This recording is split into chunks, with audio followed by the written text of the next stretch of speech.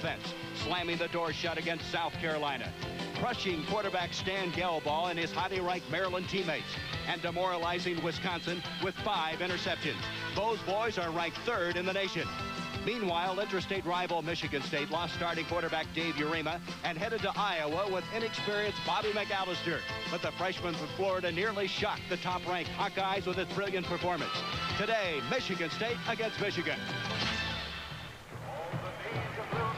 The eyes of Michigan are focused on East Lansing today to watch a rivalry that began in 1898.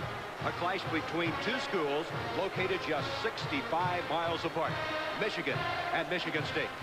It's a rivalry that sometimes divides family and friends. Some proudly wear the maize and blue of the Wolverines, others just as proudly the green and white of the Spartans. It's a family feud. It's a war. It's Michigan against Michigan State. Hi, everybody. I'm Gary Bender. The surprising Michigan Wolverines come to Spartan Stadium to beat a vastly improved Michigan State team. Michigan State trying to do something they have not done since 1967. That's win 2 in a row over the Wolverines. It's a big college football afternoon on CBS. For instance, we have an outstanding clash between Florida State and Auburn. Tennessee plays at Florida, and then that battle in the Cotton Bowl between Oklahoma and Texas. Jim Nantz and Pat Hayden all day long will keep you posted on scores and highlights. And right now, let's go back to New York, and here's Jim Nantz. All right.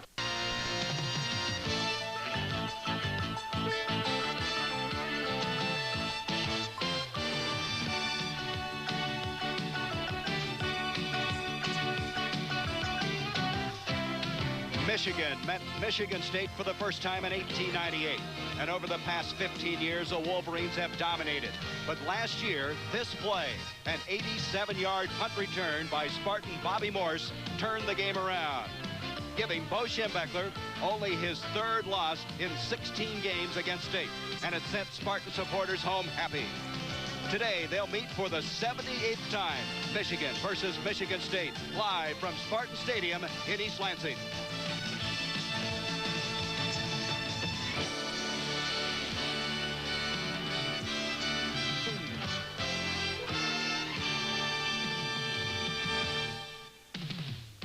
CBS Sports presents college football. Live from Spartan Stadium in East Lansing, Michigan, it's the University of Michigan Wolverines versus the Michigan State Spartans. Today's game is sponsored by your Toyota dealer. The 1986 Celica, totally redesigned for performance and style. Who could ask for anything more? Old Milwaukee and Old Milwaukee Light. It doesn't get any better than this. And by the U.S. Armed Forces. It's a great place to start. 76,000 plus in Spartan Stadium on the campus of Michigan State. And now here come the Wolverines of Michigan.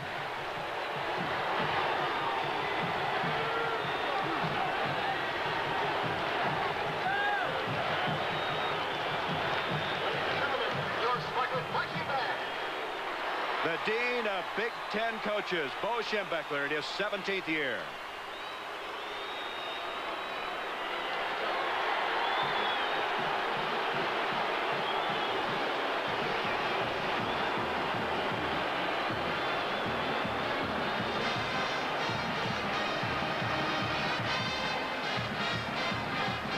Bo coming off his worst season ever of 6-6 in 1984 and off to his best start since 1978.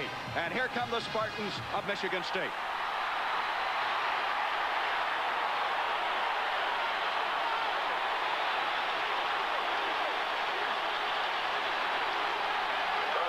George Perlis in the 3rd year of a 5-year rebuilding program.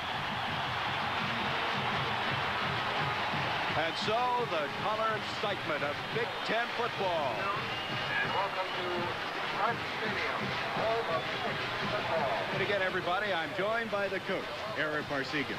Era, I am impressed. Michigan is a surprise team of the year, and you picked him in the top 20. They're the only guy that picked him in the preseason polls. Well, I was a little lucky, but a couple things influenced me, Gary. First of all, Bo Schembechler's track record. The man has won 80% of his games since he's been at the University of Michigan. He's either won or co-shared 10 conference championships in 16 years. Last year, they were decimated by injuries. Harbaugh went down in this ball game, and I knew he would be back. Also, they were hard hit at offensive line injuries. And again today, they have lost their 2 starting guards, Heimerstein as well as Hussar, so it might hurt them today. Era, their defense has been outstanding. They've given up only 21 points in the first 4 games. I really have admired the Michigan defense. Year in and year out, they're one of the leaders defensively in scoring defense. Now this year, they're leading the nation again. They've only given up 1 touchdown, 13 interceptions, and they're ranked 4th in the nation. You know, people like to see offense, but I'll tell you, Big D wins. Speaking of offense, what about Bobby McAllister of Michigan State? He directed the Spartans over 500 yards in offense. Do you think he's blossomed now? I really do. I had the privilege of doing that game last week, and he just exploded. After 2 ordinary games, all of a sudden he goes against Iowa, has 580 yards. And you put Lorenzo White together with that, I think the Wolverines have their hands full this afternoon. The 78th time these 2 clubs will square off against each other. Michigan against Michigan State, a sellout here in East Lansing. Michigan. Spartan Stadium, East Lansing, Michigan and Michigan State. The series has been dominated by the Wolverines, but the Spartans won last year, 19-7. It's a gray overcast day. Temperature, however, in the 60s. The wind out of the south at 15 miles per hour. It did rain earlier today, and there are showers in the forecast. Getting ready to kick off now will be Rick Suckowitz, a sophomore out of Troy, Michigan. This is Craig Johnson, who had a brilliant game last week against Iowa. Back for the kickoff. Michigan won the toss. They deferred. Michigan State as an end result, receiving to open the game. This is Johnson. And Johnson will be dropped at the 15-yard line. Michigan State's offense erupted for 580 yards last week. McAllister was just simply brilliant. Morse, the jack of all trades at fullback, and Lorenzo White averaging 166 yards a game. Ingram, a big play man, had 7 catches last week. And watch this guy rising. He's just a freshman. He's going to be superb. And Butch Roll, a very dependable tight end. The NFL likes him. There's what they did last week, the most ever, by George Perlis in his 3 years at Michigan State. That's Ingram, number 11 in motion. Lorenzo White. White will go for 3 yards to the 18. Jeff Akers, number 33, and Brad Cochran on the stop. The offensive line of Michigan State. It's a very dependable line. Mandarik's a freshman from Canada. They like him. Rogers, their fastest offensive lineman. Watchman really is an overachiever, working hard. Wojciechowski, he's the backbone of that offensive line. Bogdalik, an excellent pass blocker. And this is the guy who was just superb last week, Lorenzo White. And as we mentioned, Johnson came in a relief role and did likewise very well. Fumble. Michigan has it. And those are the turnovers, Era, that so often decide these type games. Crucial games like this, I think McAllister pulled away, Gary, a little early. This is what it appeared from this vantage point. There is a +7 for Michigan, a +4, so they were both on the plus side coming in. Both of them have done a good job, but getting a break like this early in the ball game, it's tough to stop a team. Here you see right there that McAllister didn't appear that he got the ball very clean.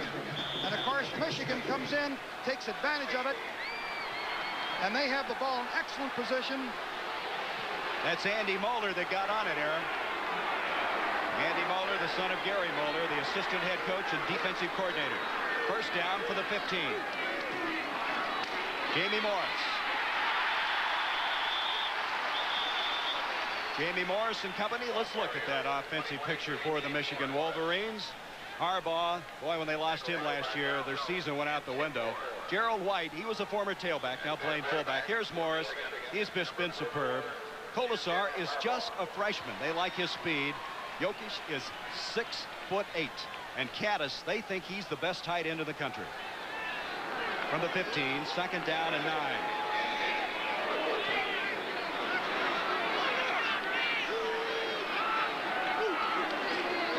Jamie Morris again to the 10. He's to the 9-yard line. Morris hit by Dean Altobelli, the strong safety of Michigan State. Appears to me that Michigan's going to test Michigan State early. They're going to run that ball off tackle with Jamie Morris. This time they get some excellent blocking at the point of attack. And one of the tough things to do against Michigan State is to run with consistency inside because of their stunts and gains. 3rd down and 3. And you can see Michigan's been very effective on 3rd downs.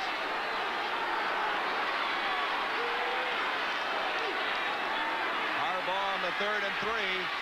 Hits Caddis, touchdown.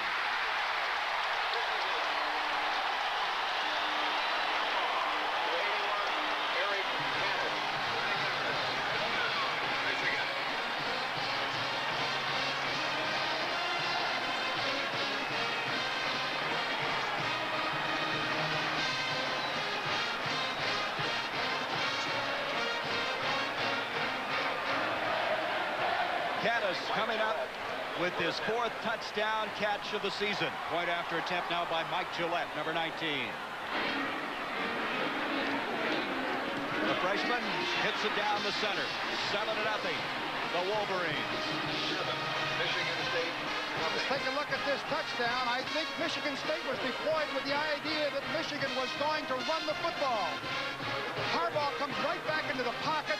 Caddis, 6'6", right there, is wide open in the end zone, and Altobelli has no chance against that size tight end. So characteristic of Michigan, able to come up with the turnover and punch it in. Jim Harbaugh, who reads the defenses so well, hits Caddis, who you're going to see in the NFL. All of a sudden, it's 7-0 here at Spartan Stadium in East Lansing as the Wolverines, after recovering a mishandled snap from center, took little time, 1:22 to take it in. Sutkowitz kicking off for the Wolverines. Craig Johnson back deep. He'll not get to that one. It didn't take long for the Wolverines, and it ended on a 9-yard touchdown strike. But let's see what set it up first. McAllister, see if you can pick it up, Aaron. Well, I thought at first that it might have been McAllister pulling out, but another look at this appears that the snap might have been a little bit off. And so, on the 3rd play of the drive, Jim Harbaugh, the coach's son, coming back, setting up, and throwing the touchdown pass, his 6th of the year. He's been completing 62% of his passes this year. 7-0 Michigan. Now on the kickoff, we have a penalty flag. Offside against Michigan State. That's Brad Cochran, the All-American candidate at cornerback. Offside on the receivers. Decline. First. Jim Kemmerling indicating that Michigan refused the penalty. Well, because you make him go 80 yards, he's going to kick the next one into the end zone probably. So you always want to try to make your opponent go 80 yards if you can, if they're going to score. McAllister may be a little shaky after that mishandled snap. Lorenzo White had trouble hanging on to that ball. He'll get 2 yards on the play, 2nd and 8. Bo Jackson and Auburn. He's off to a good start. Let's go back to New York. Gary, watch the patience of Bo Jackson. He takes a pitch and he waits for something to develop. A small crease, and then he turns on the afterburners, and then the strength again. You just can't keep him out of the end zone. Let's go back to Gary Nera. Auburn exploding against a Florida State team, but Bobby Bowden's team have the capabilities of coming back. 2nd down and 9. White again. And he almost has the first down out to the 30-yard line. Andy Moeller made the tackle. This is an excellent job by Michigan State by overloading a side by formation. They had more people offensively to their offensive right side than Michigan had to that side. As a result, they created an opening.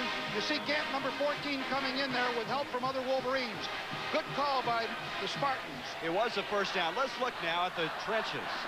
Spartan blocking up front. You can see sometimes they'll just brush block and let White cut off of it, and it worked effectively there. It's White again, and White is a workhorse for this Michigan State team. It's Moeller along with Mike Hammerstein on the stop. This Michigan defense has just been superb, allowing only 5.2 points a game. And here they are. Scarcelli, not spectacular, but steady. Mester's young, but he runs very well. He's a sophomore. Harris is like a stump. You can't blast him out of there. Hammerstein is playing like an All-America. And Akers, they feel, has outstanding ability at that outside linebacking spot. Second down now. 7 yards to go. Rison and Ingram split to the short side of the field. McAllister tries to hit White. Good reaction by Mike Mallory. Mallory was on him instantaneously. Third down, 7. Mike Mallory and his troops at the linebacking spot. Boy, they're smart in the middle. Mallory and Moeller, they're just outstanding. Rivers, he was the UPI defensive back of the week in his interception a week ago. Cochran, well, he may be the best that Bo's ever had. And Ivan Hicks, he's a brother to White, playing for San Francisco. And Gant, Tony Gant, they're glad to have him back. He calls the defensive signals back deep. You can see here one of the reasons why the defense has played so well. They've only been on the field 23 minutes. That's 10 minutes less than a year ago. Third down, 7. Ingram. No good. He was out of bounds. Mark Ingram, the junior from Flint, Michigan, could not keep his feet in bounds. One of the interesting things that Michigan State is doing in this ball game, last week they put their double flanker against Iowa clear to the wide side of the field and the wing to the short side. Today they have changed that. They're putting the combo or the double flankers out to the short side with a wing, but Michigan has adjusted exceptionally well in this second possession that Michigan State has had. That doesn't surprise you, does it? Not a bit. They're a great defensive team. Eric Campbell back for this punt. Greg Montgomery will punt it for Michigan State. He's the transfer from Penn State, and he's been superb. Big rush. It's blocked. And it's going to be covered into the end zone. Touchdown. Dieter Heron blocked it.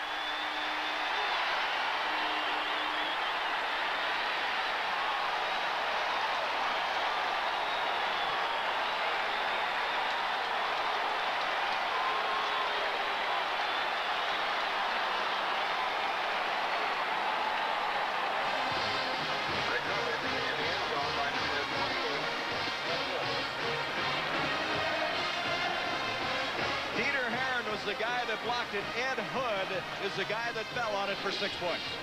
He came right up the middle. I can't believe that it doesn't appear that anyone blocked him. He came clean. We'll see that in a moment. Mike Gillette, point after attempt, and what a stunning start for Michigan State.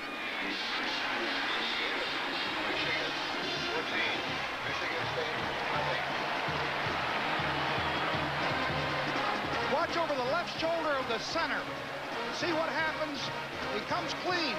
Oh, he gives him a little limp leg, and the fullback goes clear across the green. Does not pick up the first man. The mistake was made by the upback. And of course, you can see that Michigan has jumped out now to a 14-0 lead. What a start for the Wolverines. And so Michigan, who has been so dominant in this series, playing like the third-ranked team that they are. They're playing with great savvy, and they're very opportunistic. Coach, what a tough start for Michigan State. In 4 minutes, you're down by 14.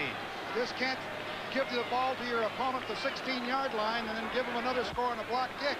They've only traveled 16 yards, Gary, for two scores. A young team like Michigan State, this is testing their mettle. Really is. They're not going to change anything offensively or defensively. They really haven't had a chance yet. They just got to avoid those kind of mistakes in this game. You know, you and I were just discussing last night about breakdowns on punt coverage, and they really broke down there. Certainly did. It was a great job by Dieter Heron as he came through there. He gave him a little limp leg, and the fullback, who's the upback, was supposed to come across and block. Suckowitz kicking off. He gets this one very high. Greg Johnson. And he's dropped at the 15. Michigan swarming down there. That's Doug Mallory, number 8. Next week, we're going to have a college football doubleheader. Purdue and Jim Everett, the outstanding passing attack against the Ohio State Buckeyes, ranked 15th in the country. That's live, 12 o'clock Eastern. And then to follow, what a game this is shaping up to be. Number 1 and number 3 ranked Iowa and Michigan. That will start at 3:30 Eastern, and some of you in the Southeast will see this Auburn-Georgia Tech game. And Auburn, as you can see, is off and rolling today. From the 15, first down. McAllister to White. And he shows his athleticism on that play. He gave him a leg and took it away on 2 different occasions, a gain of 5. Gary, he really is an outstanding running back. I was impressed with him. I mean, before we even saw the game last week when he had 226 yards. And don't discount him or count him out of this football game. Bo Schembechler, we drove over to see him at Ann Arbor. I thought he was really calm and collected yesterday. Surprisingly so. He must have known some things we didn't know. I don't think he thought he'd be up this fast. 14-0. Second down, 5 from the 20. Bobby Morse, the fullback. He's going to be at least a yard short of the first down. Morse stopped by Andy Moeller again. Moeller is the leading tackler. You know, Michigan State does not give the football very often to their fullbacks. Well, as you know, that George Perlis told us yesterday he was going to give the ball to the fullback on the draw because last week Lorenzo White ran for 12. They averaged 12 yards per carry on 11 draws. Now they were trying to fool Michigan. They didn't get 12 yards on it. Third down, 2 yards to go. Morse and White in the backfield. Gives to Morse again, and he's going to get the first down. It's Moeller again making the stop, and again they go to Bobby Morse, and you know the entire defense is looking for number 34, and they get this guy. That's exactly right, Gary. Michigan is keying on Lorenzo White. He's the one that's going to beat him, and so they've given the ball to Morris twice, and we may see more of that with Morris catching passes as well as running the draw. Jim Harbaugh warming up. He hasn't really had that much of an opportunity. He came in quickly through a touchdown pass and finds his troops ahead 14-0. McAllister off to White again. White gets close to the 29-yard line. A pickup of 3. He'll be stopped again by Andy Moeller, and Jeff Akers is also over there to make the stop. You have to really watch the cutback ability of Lorenzo White. That's what he hurt Iowa with last week. Now, Michigan has done an excellent job. That's the same play that he was running up and down the field a week ago, but Michigan has done a nice job of containing him thus far. What they do, they flatten out those middle linebackers, Coach, without getting too technical about it. But they will step into it rather than go laterally down the line. Make a flat line across there with those linebackers. No bubbles. There it is again. And White will make it to the 30, and that's all. He's still going to be 7 yards short of the first down. And Mike Mallory is over there again. Mallory and Moeller, what a background. Mike's dad's a coach at Indiana. Andy Moeller's dad is a defensive coordinator. You got to know they know a little something about this game, huh? And you know, it's like osmosis, isn't it? Exactly, just like my own son. I mean, my son played for me. He learned everything that I know about the game. That's not much. Well, I tell you, though, they do. They have some football maturity that other people do not have. Third down and 8 now for Michigan State. Roll goes in motion, the tight end. McAllister's trying to scramble away from Scarselli. And he slips and gets back to the line of scrimmage, and that's all. As we said, it did rain early today, and there's quite a bit of moisture on the field. McAllister did get outside of Scarselli's move. He spun and got away from the blocker. See if we can see it here in this picture. Scarselli's coming from the right portion of your screen. You'll see him spin off that, make a full spin, but McAllister's already outside of him. And he slips here on this turf. It rained all morning, as Gary pointed out. It's the water, little water on the hash mark size. Boy, can you imagine what's going through Greg Montgomery's mind as he goes back for this punt. The first one blocked. Let's see if they can protect him this time. He hits a beauty. Eric Campbell at the 24. Oh, is he hit? And Michigan State with a beautiful tackle in the open field. They've got it. John Buddy is the guy that nailed him. Also, excellent help from Shane Bulla. And that's a turnover that could get Michigan State back in this way. They needed a break exactly like this. Eric Campbell, number 5, has been injured, had a shoulder injury. He's also lost a lot of weight. Did exactly the same thing in the Notre Dame game in the opening ball game on a punt return, fumbled the football. This is a big break that Michigan State needed. A 46-yard punt by Montgomery. And then Campbell separated from the ball. Michigan State has it at the 35.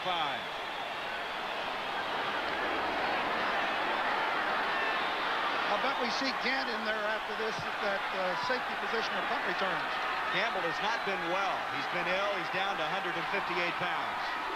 Ingram comes in motion. Flag on the play. To White, and he's dropped it to 31. Ingram, who was in motion, was going towards the line of scrimmage, no question about it. Be a 5-yard penalty. You cannot turn up the field before the ball is snapped. Exactly. And so here at East Lansing, we've had a lot of excitement with only 7:46 left in this first quarter. 14-0. Michigan scoring after recovering a fumble and then scoring on a blocked punt. Right now, Michigan State recovering on a punt, has a football in the Michigan end of the field.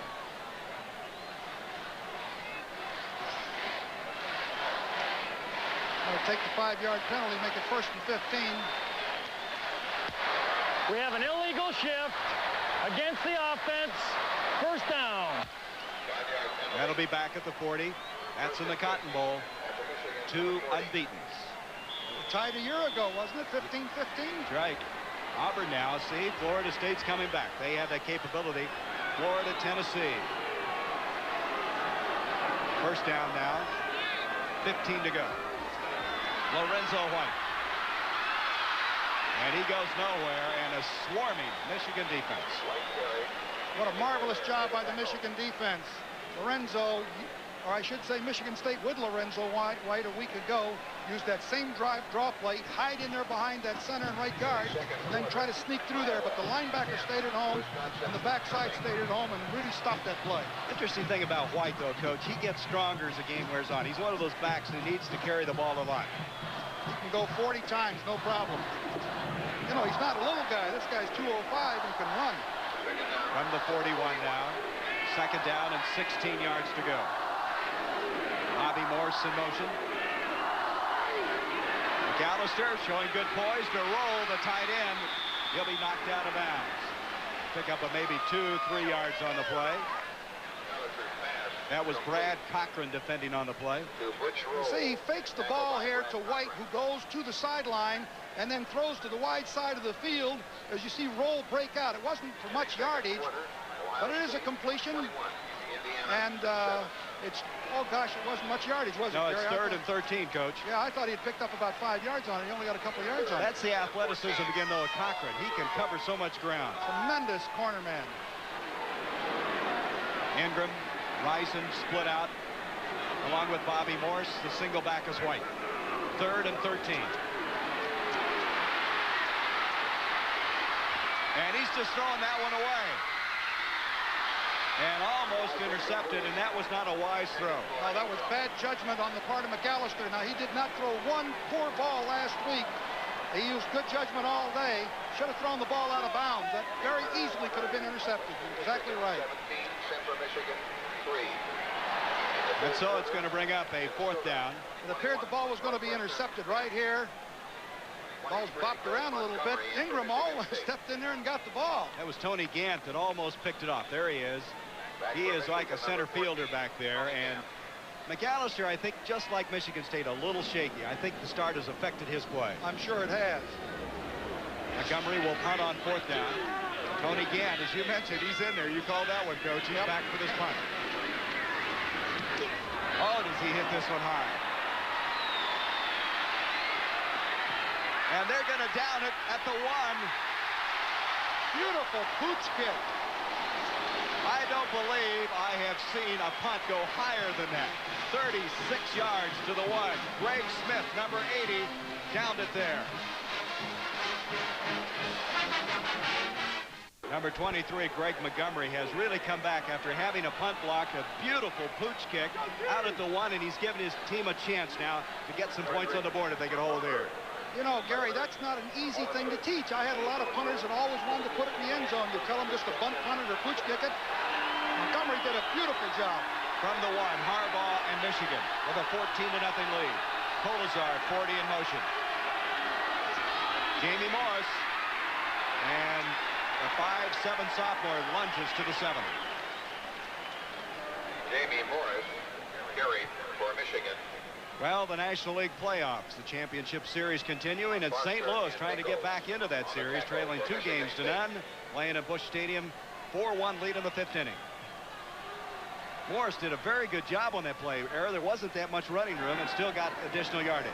Got him out of real, you know, when you got the ball at your own 1 or 2 yard line, you can't afford any kind of mistake. At least he's got him out where they can punt it. 2nd down and 4. It's Morris again. This time he'll be stopped around the 10-yard line.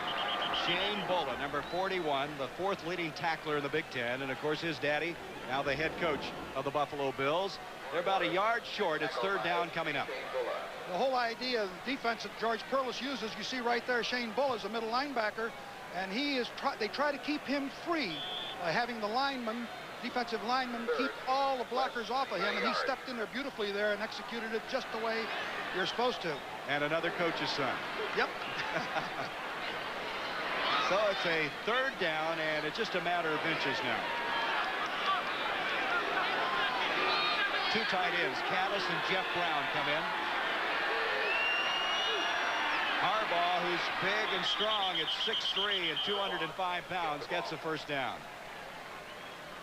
And so Michigan gets out of a very difficult situation from the 1, and they get a new series. Well, I'll tell you, Gary, when I was coaching, I hated to have that ball back in my own 1 or 2 yard line.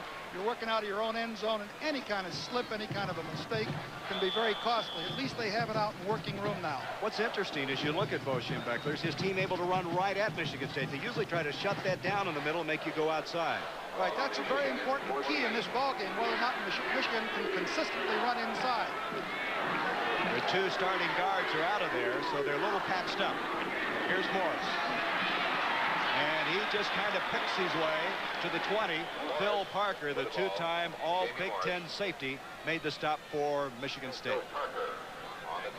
Lorenzo White trying to get some advice on how to shake those Michigan defenders. Well, he's a great back. Talking to the Michigan coaches there, they say he's got that ability to give a leg and take it away from you. He's one of the best that I have seen in a long time, and I mean that in all seriousness. He'll show us before the day's over, I think. 2nd down now, 4 yards to go. Campbell and Yoki split out. Campbell comes in motion. Morris again. And he'll be dropped at the 21-yard line. Kelly Quinn, so quick at the defensive end spot. And Shane Bulla, the inside linebacker, over to make the stop. It's 3rd down and still 2 yards to go. Excellent defensive coverage on the part of Michigan State's part. They really got up the field quickly, shut off the opportunity for Jamie to try to turn a corner. Michigan State is not big, Era, but boy, they run and pursue. Very quick. They play tough, hard-nosed defense. But they are young. This is the 3rd year of a 5-year rebuilding program that George Perles talks about. He says they're about on schedule. 3rd and 2, double tight end alignment. On the option is Harbaugh. And he has dropped Phil Parker. That's the reason he's a 2-time all Big Ten performer. Great job, but on the option play, it appears that Michigan did not have a trailing back to pitch the ball to. There wasn't anyone to option. And Harbaugh was forced to keep it. So a mix-up. And Parker stormed in and threw him for a 5-yard loss on the play, and that means Monty Robbins will come in and punt, and he has been very inconsistent. Look at the difference in his average from a year ago. Shanked one last week. He hit this one. Good. Oh, picturesque. This is Bobby Morse. And remember, he took a punt last year, 87 yards for a touchdown that gave Michigan State the victory. 55-yard punt, a 5-yard return. Jeff Akers on the stop. Michigan by 14. Spartan Stadium, East Lansing, and back east. There has been somewhat of a surprise in that Florida game, and Tennessee suffering their first setback of the year, and Florida under Galen Hall, coach, has not lost a game. He's tied twice. He really has done a good job since taking over the helm of the Gators. Not many coaches are undefeated in 2 seasons. After that beautiful punt of 55 yards, Michigan State trailing 14-0, has it at their own 34. Robbie McAllister to Ingram, and helmet to helmet, he is hit on the near side by Garland Rivers. Bo Jackson in the Heisman chase, and I think today he's going to help his qualifications, his credentials even more. Look at that. Looks like a real ball game, too. It's still alive, 31-24. Boy, you can't relax against the Seminoles. That's said very well. No gain after that incomplete pass. Second down 10. Excellent reaction that time by Garland Rivers.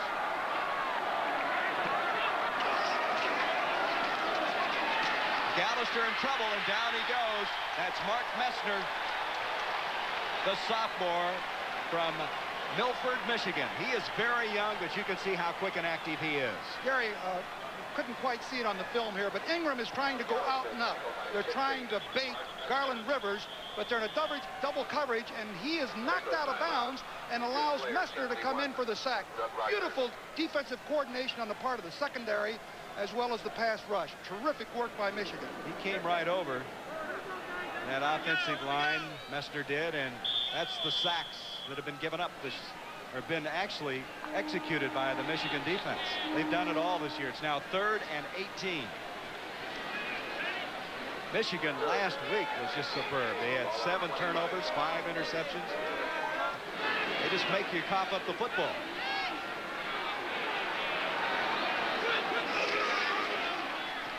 McAllister. Going deep. This is Rison. It's out of bounds, and excellent defense by Tony Gant. Tony Gant broke his leg last year against Wisconsin. They say he still has to warm up a long time to get that flexibility, but he got back in that one. If folks want to see how a defensive back, what he's looking at, you can see here as McAllister lofts the ball up, hopeful of getting a completion, but the Michigan defense is all over. That's Tony Gant, number 14, leaping for the ball. Number 1, Rison, Andre Rison, slips and falls, but the pressure on McAllister has been tough by the Michigan rush. Talk about pressure. Montgomery's back again for the punt. He hits a good one. Eric Campbell now is back for this one. They're going to let it bounce, and it's going to go out of bounds inside the 35. 40-yard punt. Tomorrow it's an NFL doubleheader here on CBS. Many of you will see the Giants against the Bengals in the first game, and that'll be followed by a rematch of the NFC Championship game as unbeaten Chicago, the monsters of the Midway, travel to San Francisco seeking revenge for last year's loss. It all starts at 12:30 Eastern with the NFL Today, and Mike Ditka has those Chicago Bears rolling. The line of scrimmage will be the 33-yard line for Michigan. Is Bo smiling? Sure is. He likes the exchange there. They picked up considerable yardage. There's Iowa, who next week will play Bo's team in Iowa City. Air Force 5-0, looking for their 6th win. Look at this, Ohio State. First down, Michigan. Colasar in motion. This is Gerald White, and he'll get a yard to the 35-yard line. Anthony Bell, the left side linebacker, making the stop, along with Tim Moore. 22, Gerald White, tackled by Anthony Bell. 51. We gave you what Bo Jackson has done, the fact he's in the race for the Heisman. But what about this guy? 14 touchdowns. He was superb last week in that win over Michigan State. And Robbie Bosco, averaging 373 yards a game. That is phenomenal when you stop and think about it. They know how to throw the ball in Provo. 4 seconds left in this first quarter. Second down, 9.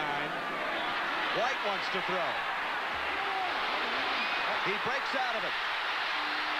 First down. Ball is fumbled, but I think it's been ruled down. He was tackled and down, and so Michigan will have the ball at the 47. An 18-yard pickup on the play. White wanted to throw, but nothing was there. They're trying to throw the halfback pass here.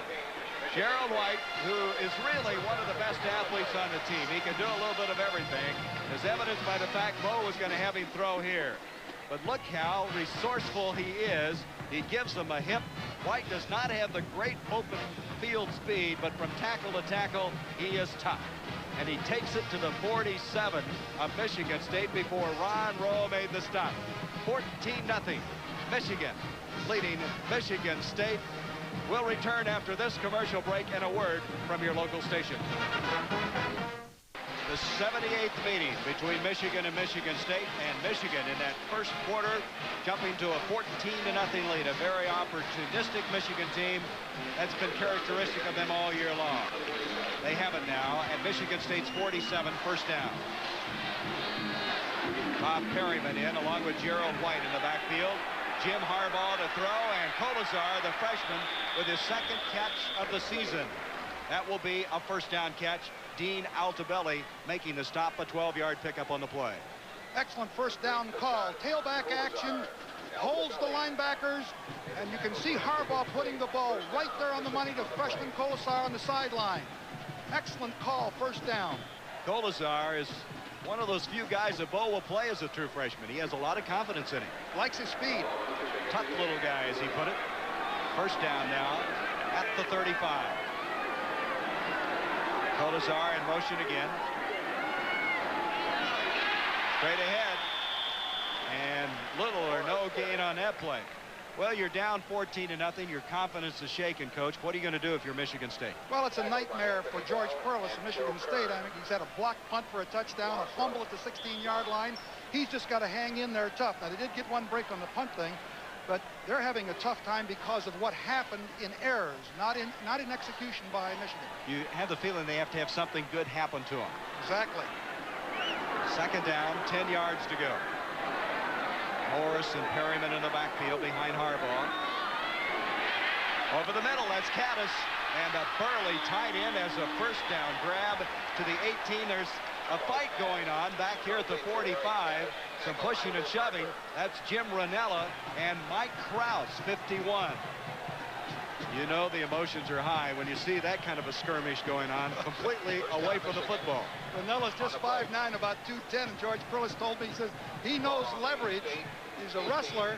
He's very strong. Let's see if we can tell what happened after the pass.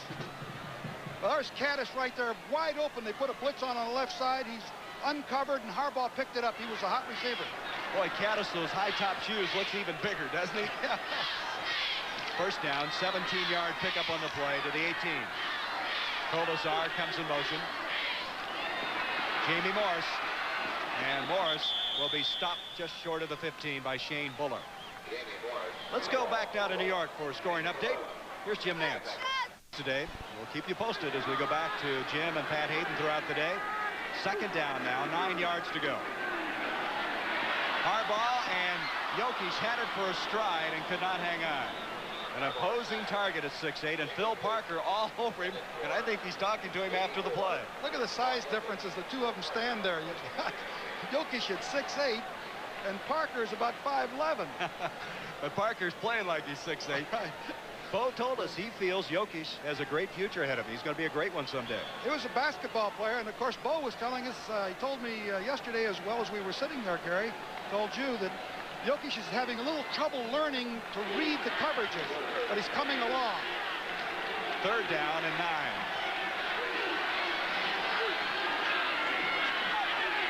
Harbaugh on the option, back to Morris.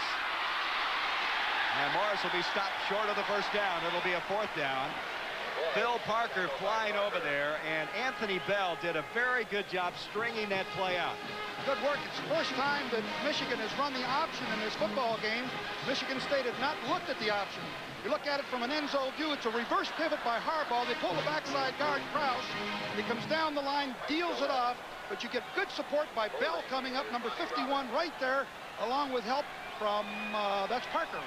This will be now a 29-yard field goal attempt by Mike Gillette, and he got it. Mike Gillette, a freshman out of St. Joseph, Michigan. That is his 9th field goal of the year, and Michigan now has a 17-0 lead. 12:28 left in the first half.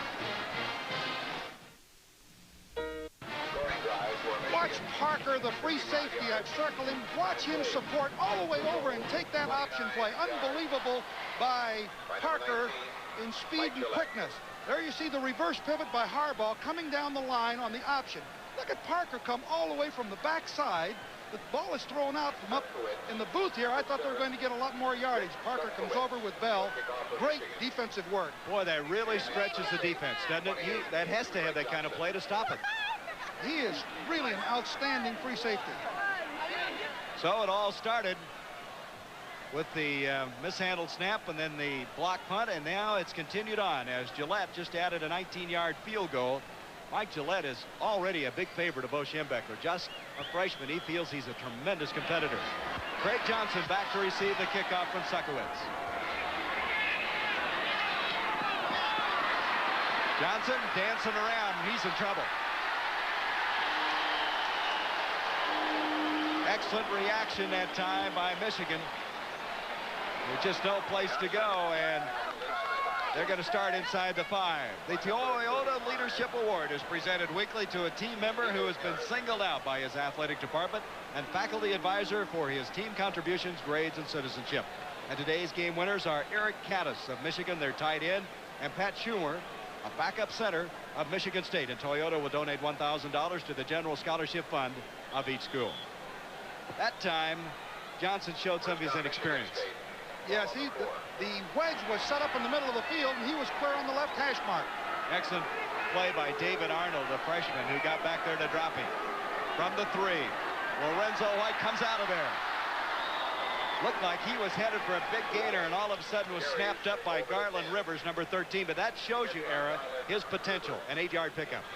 There was good blocking at the point of attack, but Garland Rivers came up and made a great tackle. Let's take a look at the blocking on the inside here that springs Lorenzo through here. It's a lead block. It's an isolation. He gets excellent blocking from the whole right side. Watch Garland Rivers, number 13, put a hit on him. He gets help from Mark Messner, number 60. Second down, 2 yards to go for Michigan State. This is going to be a rollout by McAllister. And he's going to get the first down to the 17-yard line. Doug Mallory flying over there to mark the stop. 17-0. Auburn rolling. Let's go to Pat Hayden. Let's get another highlight. Gary, this touchdown was set up by Bo Jackson. He's been running the ball all day long inside, but everybody forgot about Freddie Wygant, the wide receiver, a 13-yard touchdown run. That made the score 38-27 with 5:11 left. Let's go back to Gary. Well, looks like Auburn may have found a quarterback, huh? 17-0 here. First down now for Michigan State. Lorenzo White trying to cut back from the instant he got the ball. And they're just not going to get wide because Brad Cochran won't allow it. He just won't allow it. A loss of 7. You know, Gary, this says a lot about the Michigan defense. They're so well disciplined. They contain man, stayed right there, and then Brad Cochran supported to the play. They're really a well-disciplined defensive football team. Gary Moeller can be mighty proud of them. He's the defensive coordinator. Look at that. That's the stat that you were talking about. 240 yards a game. I'm even more impressed, though. They've only been getting up 5.2 points a game. One touchdown in the first 4 games. Incredible. 17-0 here. Second down now. 17 to go. McAllister going deep. Ingram is there. He made a catch.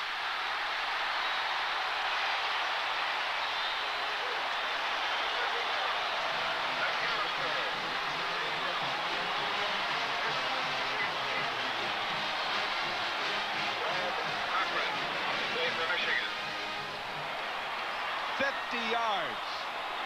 This is exactly what Mark Ingram did last week against Iowa. He just goes racing up the field. He's got great speed.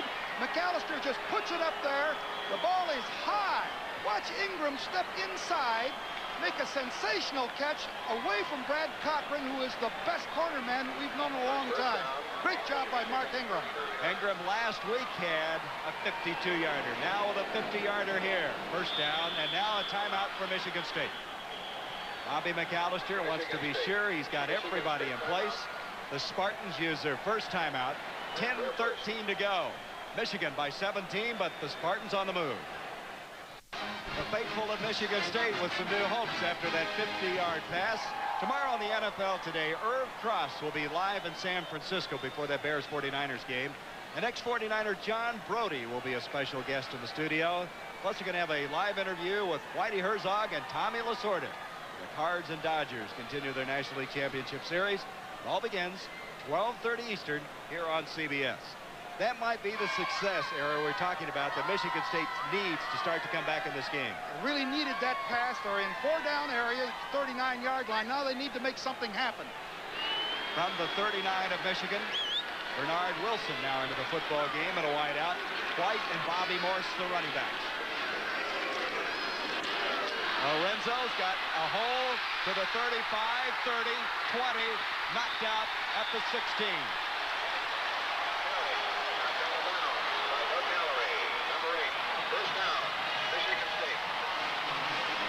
24 Beautiful blocking on that play, Gary. Watch the tight end roll, reach block right here, hold out the defender. White turns it inside, then back outside, and he's got great speed. And I told you we'd hear from him before the day was out. 24-yard pickup to the 16 from Fort Lauderdale, Florida. Just a sophomore.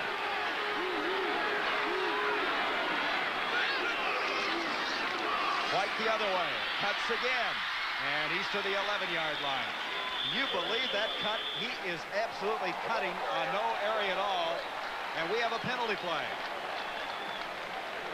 It was Harris along with Doug Mallory on the stop. We have a dead ball, personal foul on the defense. Half the distance.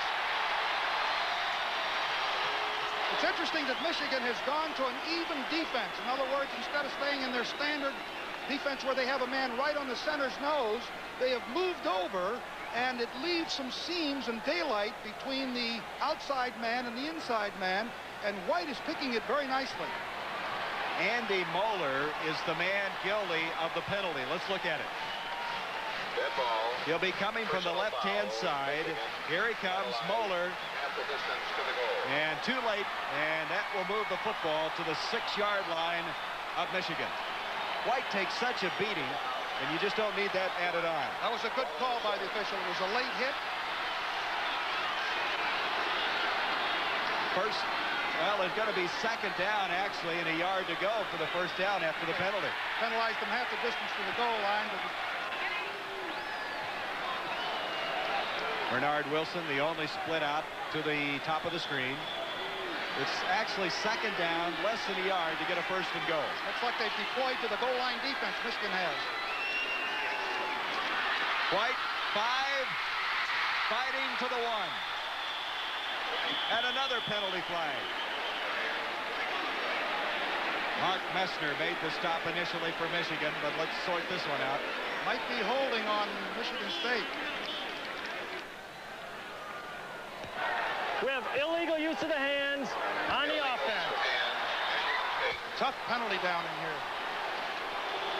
So they now will have considerable distance to go to get that first and goal. They've got to make it to about the 6-yard line to get a first and goal. Your answering service. He just gave 5. It was a 5-yard, which is illegal use of the hands. And it'll move it back to the 12-yard line. Ingram comes in. Vino Belk, a tight end, checks in. So it's second down now, and 7 yards to go. Again, Michigan has deployed the goal line look. Ingram split to the top of the screen. White. And that is the man who leads the Big Ten in tackles for loss. Hammerstein, that's his 10th tackle for loss this year. Came clean. I think the guard pulled. He stepped right on through. White never had a chance on the play. So now it's 3rd and 12. You watch right here. He just, he really made him miss. A great move. Wojciechowski in the 73 tried to block him. Hammerstein put a real slip rush on him. Great job by Hammerstein. Terrific. Well, he has been playing like that all year long. His brother Mark was hurt earlier this year. He was a starting guard for the Wolverines. 3rd down, 12.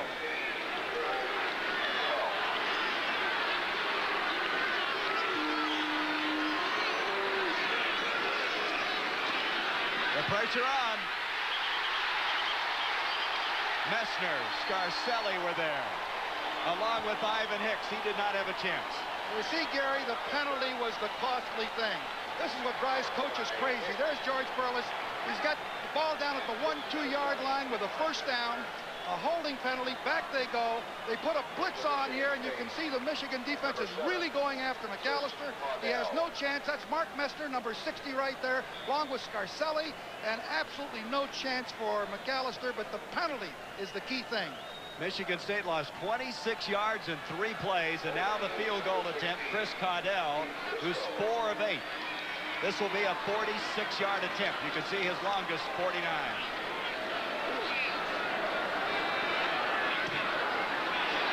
And Caudell missed it. He missed.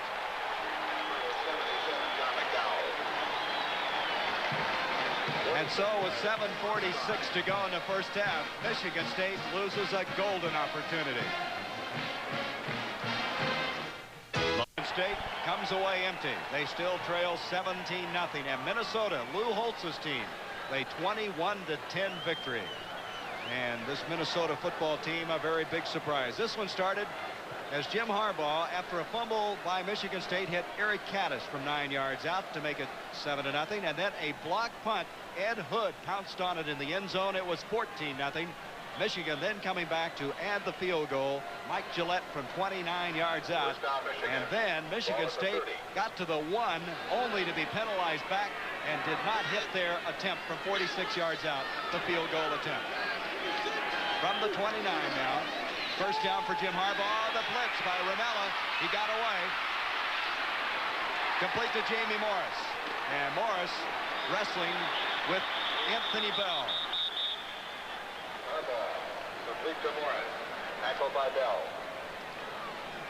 Line of scrimmage to 35. Second down. You talk about drive holders. That penalty a while ago. George Perlis must just be thinking about that one. I'll tell you, Gary, I know exactly how he feels. I'd be really smoking right now because got the ball for a touchdown, but you can't take it away from Michigan. What a defensive performance after they were really challenged, but that penalty helped them. Hammerstein, I should say, was the guy that came storming through there that made the big play. Second down, a short 5. Jamie Morris. He'll get maybe a yard, and it's going to come to a third down. It was Bell again, along with Phil Parker. You don't hold teams, Era, to a little over 5 points a game without having some big defensive plays. John Vitale, number 67, the right guard, which is on the left side of your screen, the down lineman from the center, will pull. They're trying to run off tackle, but he gets knocked off. He cannot get to the ball, and he is absolutely stuffed. No chance there. I believe that was Jones that came in there. Third down, 4 yards to go. Coming through in a hurry, and he had to get rid of that one. Excellent pressure that time. John Jones, number 88, was in the face of Harbaugh. That's what I like about Harbaugh, though. He's seemingly always under control. See how smart he was. He got rid of that football. Wasn't going to take negative yardage. Picked up 10 yards on the play by just throwing it away. Good reactions on his part. Roddy Robbins will come in on fourth down to punt. Bobby Morris, deep for Michigan State. Bobby Morris to receive it. Kicking into the wind, Gary. Oh, bother that one, did it? He smoked it. At the 14 is Morris.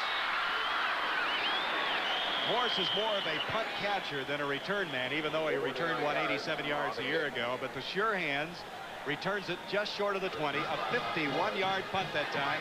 Morris very slow getting up.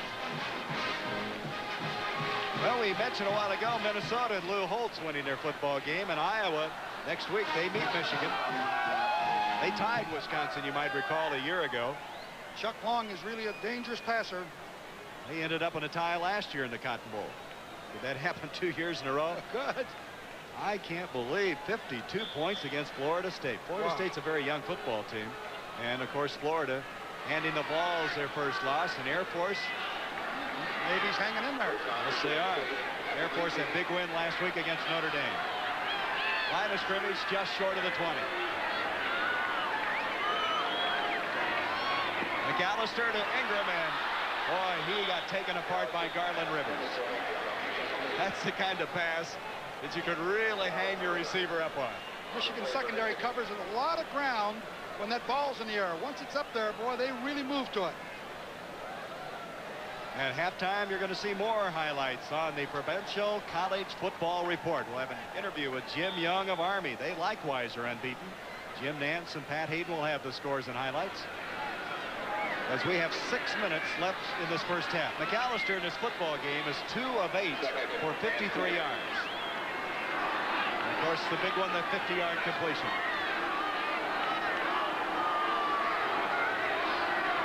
McAllister from the 20. Deflected, and Risen almost had it on the deflection. It was Willie Boyer, 17, who had a chance at catching that football. He's still looking for his first catch of the year. This Michigan defense disguises their coverages so well. You see them appear to be in a 2 deep here with the corners up, but they'll roll into all kinds of things. Here they're rotating to the field. That corner on the right side is dropping back off, and the linebacker is sheltering him. And the right free safety was going to the field. They'll do a lot of things, but they hide their coverages exceptionally well. Just short of the 20, you see McAllister's efforts thus far.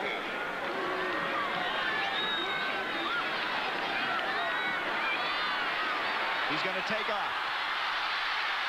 And he'll be short of the first down. Hit hard as he crossed the 15 by Mike Mallory. McAllister, the ball carrier. Bobby McAllister, thus far, is really in an uphill struggle. Well, you know, a week ago at this point, he was about 6 for 6. Today, he's 2 for 9. You know, and I wondered which Michigan State offensive team was going to show up, the one that played last week or the one that played the week before that, where they were only averaging 220. That's why I thought Bo Schembechler would be in a dilemma, not knowing how quite the defense is football team. But this Michigan defense has really been outstanding thus far in the game. Montgomery to punt, but how would you like to start the game? A young quarterback and fumble the first snap. That really has to hurt. Montgomery hits it well. Campbell inside the 25. He's got the picket line, but then Michigan State reacts and comes over at the 31. 50-yard punt, 9-yard return, 4:55 left, and the third-ranked Wolverines getting the better of it. The sun starting to break through on an overcast day here, but it's been a long day thus far for Michigan State. The defense needs to come up with a turnover. They need to make a big play. Michigan 17, Michigan State nothing. Harbaugh to Gerald White, a flag on the play. Harbaugh completing the pass for an apparent first down, but let's see what the penalty's all about. Dean Aldobelli defending on the pass play. Whether there was anybody illegally downfield or not, he threw the flag late. For Michigan State. We have an ineligible receiver downfield on the offense. Hey, Coach, you've had a few penalty flags. You know what they're happening when they hit the field, don't you? You anticipated that one. No, I couldn't think of anything else because I didn't see any other violation. Bo didn't like it. Wait a minute, what's going on, he's saying. What?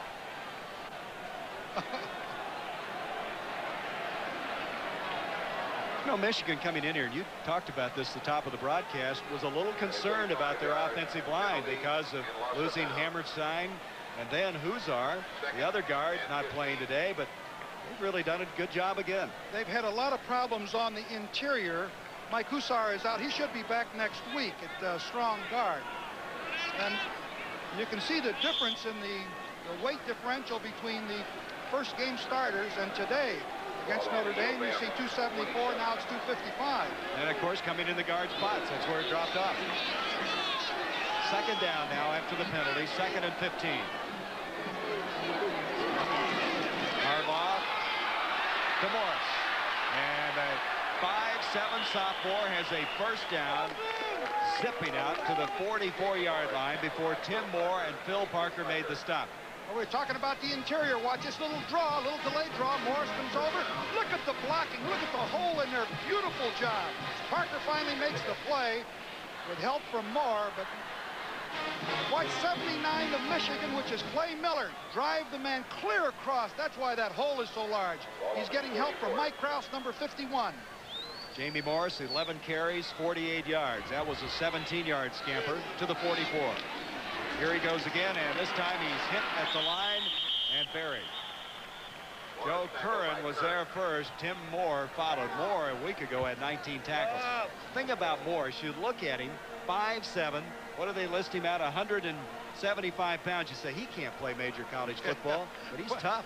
They've got two guys out there, Jamie Morris and, of course, Eric Campbell, who they use at the flanker. They've been using Kolesar. Campbell's only 168 pounds, so there is a place for the little man in college football. They thought Jamie Morris would be a punt returner or a kickoff return man, and now they're starting tailback. Second down. Still 10 yards to go. Harbaugh in trouble. And he'll go down very wisely at the 49-yard line. Shane Bulla was zeroing in along with Anthony Bell. This is one of the things that George Perlis was concerned about, that Harbaugh would scramble out when they were zone or when they're in man-to-man, and they had sort of a spy guy on him, or a cop as they call it, that just followed him and shadowed him. He was concerned. Now this time, of course, Harbaugh's contained to about a 3 or 4 yard gain, but Michigan State was really concerned about this. They did a good job of recovering when Harbaugh tried to throw a run. Aaron, it's impressive to me how Bo has utilized Harbaugh. He's really taken his strengths and used them effectively. And one of the big differences in the 1984 and 85 Michigan team. Third down and 5. Jokic has a first down catch. And he is a load to bring down at 6'8", and Phil Parker met him there and made the stop, but not until he made the first down catch. Well, there's Parker again at 5'11". He's got to defend the guy 6'8". Watch him cross in your screen right there. The ball, Parker comes up, makes a great hit. He is a tough football player. Jokic, as you pointed out, Gary, is a great target. Bo told me one time, he says he's not like a lot of basketball players. He says he has a thirst for the fray. He's tough and a junior, and he'll be plaguing a lot of teams for this year and next. Here's Morris. And Morris will advance close to the 40-yard line. Mark Nichols, 83. Phil Parker made the stop. Right now, Michigan's got everything going for him. A lead, they're grinding the clock and running right at Michigan State. I would guess that Bo would like to get another score on that board if he can. He's got 2:15, 2:14. He's got 3 timeouts left. Second and 6. Morris goes out. I think he threw a shoe. You might see a gadget somewhere along here to try to get a big gainer. Second down and 6. Gerald White. That'll be another first down. His forward progress to the 29 of Michigan State. David Wolf made the stop. 76,000 plus here in this 78th meeting between these intrastate rivals, Michigan and Michigan State. And it's been all the Wolverines unbeaten coming in here. I'm Gary Bender along with the coach, Ara Parseghian. 13-yard pickup on that last play. And Michigan, well, Bo said it's been a lot of fun coaching this team. They've got great resolve, and they have just marched through the toughest non-conference schedule of any team in the country, and now looking for their second straight win in Big Ten play. And they look awesome today. Michigan's in field goal position now. A minute and a half to go in the first half. On a first down, Harbaugh and Kolesar. No, he's out of bounds. He tried to get the foot in bounds, could not. Dean Altobelli over to make the stop. He had 2 or 3 receivers open that time. The check through backs that got in front of the linebackers. He could have hit several people. He had a lot of receivers open. Thus far, Harbaugh 6 of 10, 62 yards, and of course he had that touchdown toss to start the game. Kolesar will come out, and Eric Campbell replaces him. This would be a good time, Gary, for that little draw play with Jamie, because he's dangerous. It's a passing down. He gets into that secondary, although he's got White in there now. Gerald White's in there, I think. Second down and 10.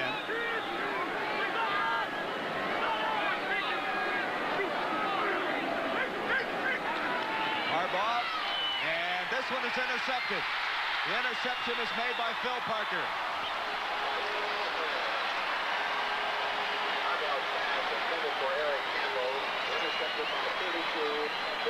That is his 3rd interception of the year, and you can see why he has been such an outstanding player. Well, the last time we saw Parker, he came up and supported an option play. Watch this time as he picks this pass off, as he steps right in front. There's Harbaugh. I think his judgment here probably He probably did not see Parker. Parker came from the free safety position. Great job by Parker. That's why he's all Big Ten for 2 or 3 years. Eric Campbell was the intended receiver, and Bo is probably saying the same thing you just said. That was not good judgment, Jim. Yeah.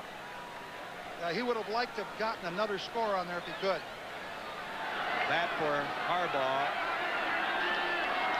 is his 4th interception of the season. McAllister. Hartenstein tripped him up, and he goes down. Number 66 is there again. He seems to be all over the place. Bobby McAllister, the ball carrier. Bo Jackson had another sensational day. And 59 points by Auburn. Wow. They lost that game against Tennessee, but they have come back into the picture now, haven't they? Wasn't it a couple years ago that the same 2 teams played and it was like 46-45? You expect a lot of offense when Florida State's in it, but Auburn 59, and Jim and Pat at halftime will be updating that. And of course, next week on CBS, we'll have that Georgia Tech Auburn game. McAllister rolling around on a 2nd and 10. He's on target. Mark Ingram, that'll be a first down to the 35. 17 yards on the play. Jeff Akers made the stop. McAllister did a nice job. He's really being pressured by the Michigan defense. He doesn't have any time to throw. They flush him out of the pocket. He's trying to find receivers and avoid rushers. He did an excellent job that time of keeping his cool and poise and throwing that ball and making a completion. Michigan State called the timeout. They have 1 left. 31 seconds left in this first half. Watch here as Parker, as I've circled, comes all the way over and steps inside for the interception on Campbell, who turns in here. Let's take a look. Cardinals 4, Dodgers 2. You see Parker responds to the ball. Harbaugh throws, attempts to hit. 17. Campbell right there. Look at Parker step right in front and pick that ball off. Great defensive work by Parker. On 2 telestrator plays, you have shown why Phil Parker's such a good football player. Once on the run support and then with the interception. 31 seconds left in this first half from the 35 Michigan State. McAllister goes down, and guess who it is again, Aaron? Boy, he is something. Hammerstein is really something. He came into this ball game with leading the team in sacks and total yards lost. He gives a little limp arm in there. He is really tough to block. That's 11 tackles for loss for Hammerstein. There's a pass to Morse. That only gets a couple of 3 yards. And with 5 seconds left now, the clock is stopped. Timeout, Michigan State. They have no timeouts remaining. Michigan State and Michigan, the 2 institutions that are represented here today. Let's visit them.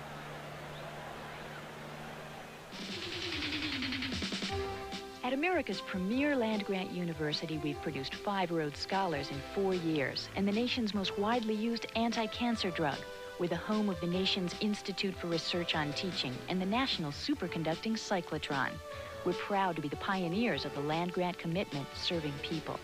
On the banks of the Red Cedar, Michigan State University, East Lansing.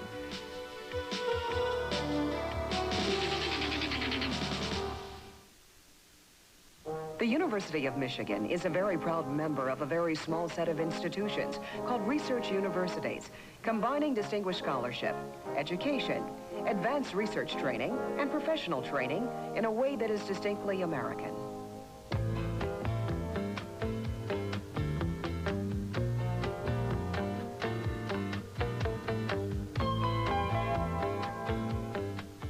The University of Michigan, a heritage of leadership. Gary Bender along with the coach, Ara Parsegan. 17-0 with 4 seconds left. The last play of the first half. Michigan State going to need a miracle. They're going to have what you call the trips formation. 3 men split to the near side of the field. And they're just going to crank it up and hope somebody runs under. Only people back are Michigan. That's Tony Gant. And I think he couldn't decide whether he wanted to intercept it or not. And so that is the end of our first half. And Bo Schembechler's Michigan Wolverines lead it 17-0. We'll return after this commercial break and a word from your local station.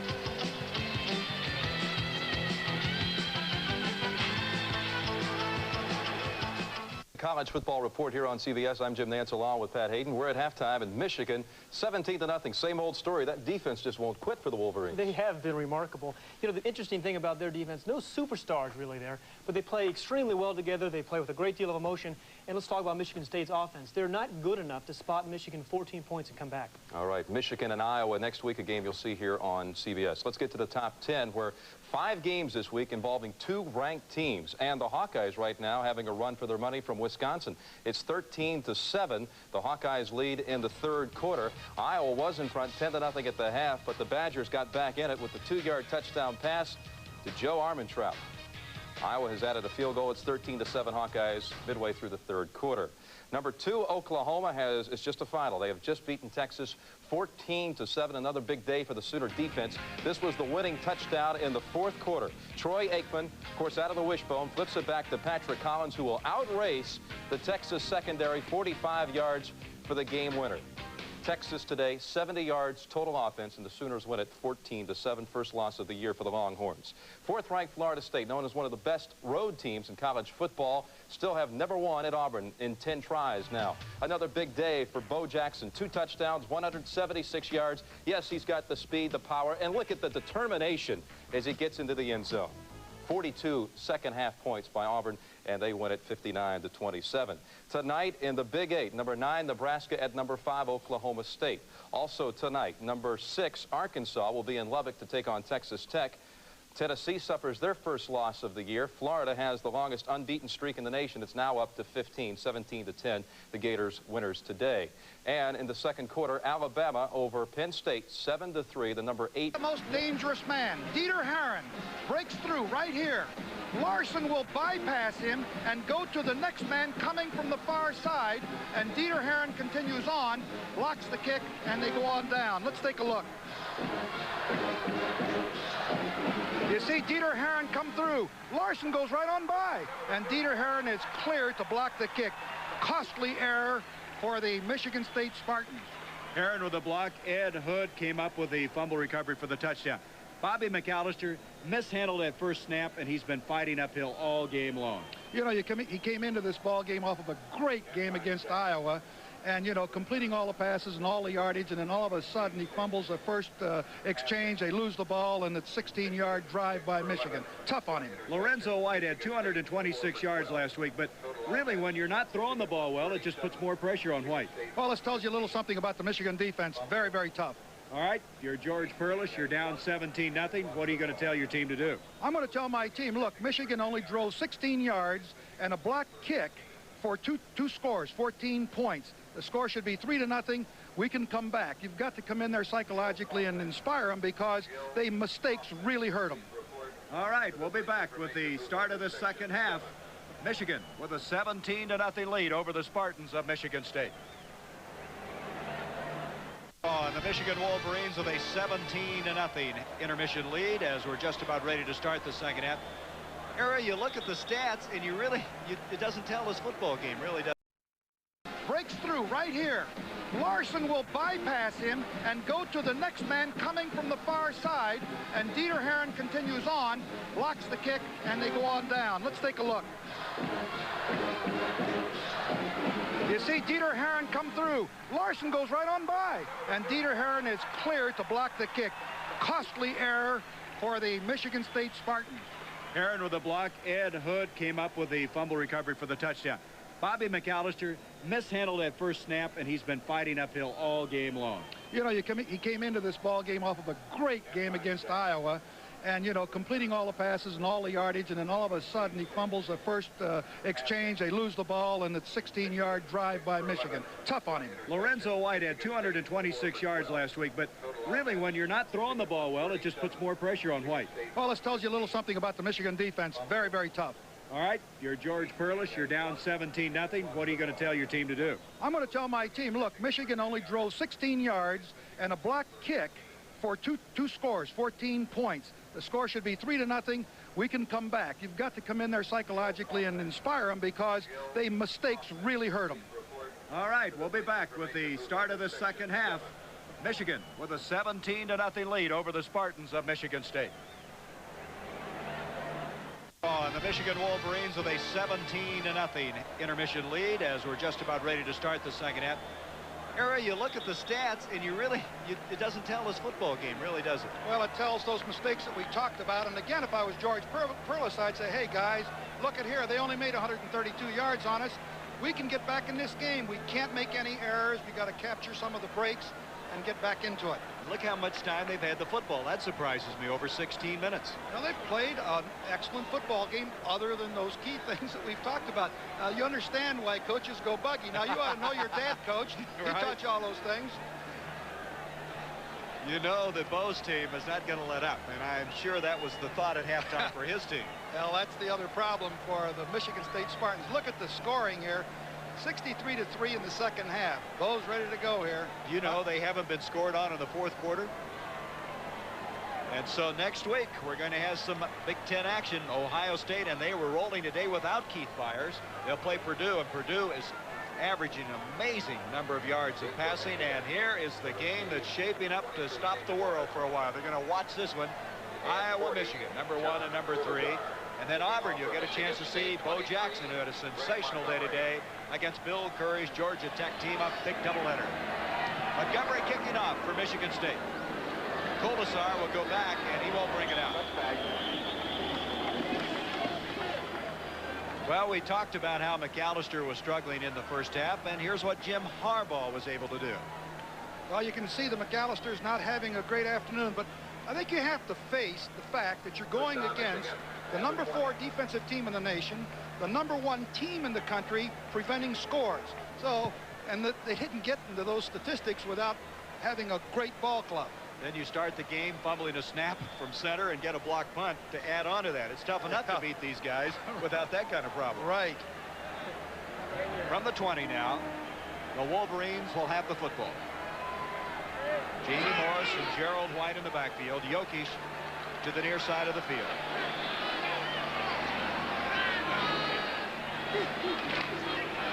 Gerald White, the fullback. Nothing doing on that play. Joe Curran, 94, who may be the strongest player on this Michigan State team, underneath all that pile. There'll be virtually no gain on the play. You know, another thing that George Perles said that he wanted to do is that the Wolverines do not like to have their strong guard covered. They like to pull in. They like to up and through on linebackers. And he decided that he would cover them. In other words, keep a man over their strong, the Michigan strong guard. And they've done a good job of it. They have kept the Wolverines from being consistent on the inside. Just some of the little things that they get ready for each week. Second down, almost 10 to go. Harbaugh with pressure from Kelly Quinn, steps up. And that'll be off target. Colasar, the intended receiver, but Kelly Quinn messed that one up. Kelly Quinn has messed up a lot of quarterbacks so quick. I thought for a minute that Harbaugh was going to take off with the ball, the one thing that the Spartans fear, but he saw an open receiver in Colasar, but he threw the ball behind him, and Colasar slipped, could not come back for the ball. There's Kelly Quinn out of Stone Mountain, Georgia. Last year he led the Big Ten in tackles for losses. Third and 9. And it'll bring up third down, almost 10 yards to go. Eric Campbell will be split to the near side. Jokic to the top of the field. Third down, 9.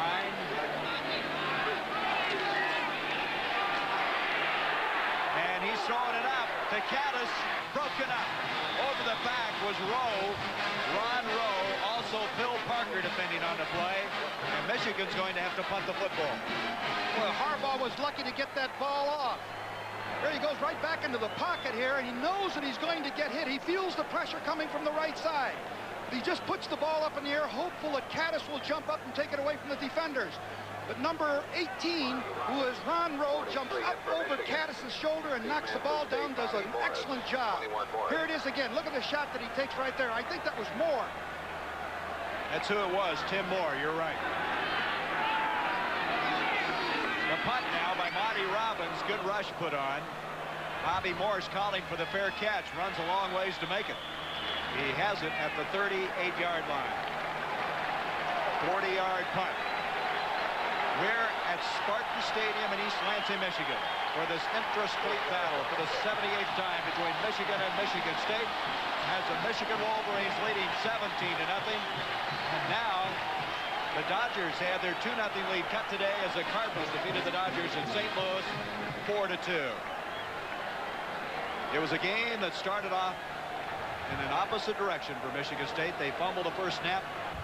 Michigan took it in for the touchdown, then a block punt, and all of a sudden it's 14-0, and the green and white's been battling upfield.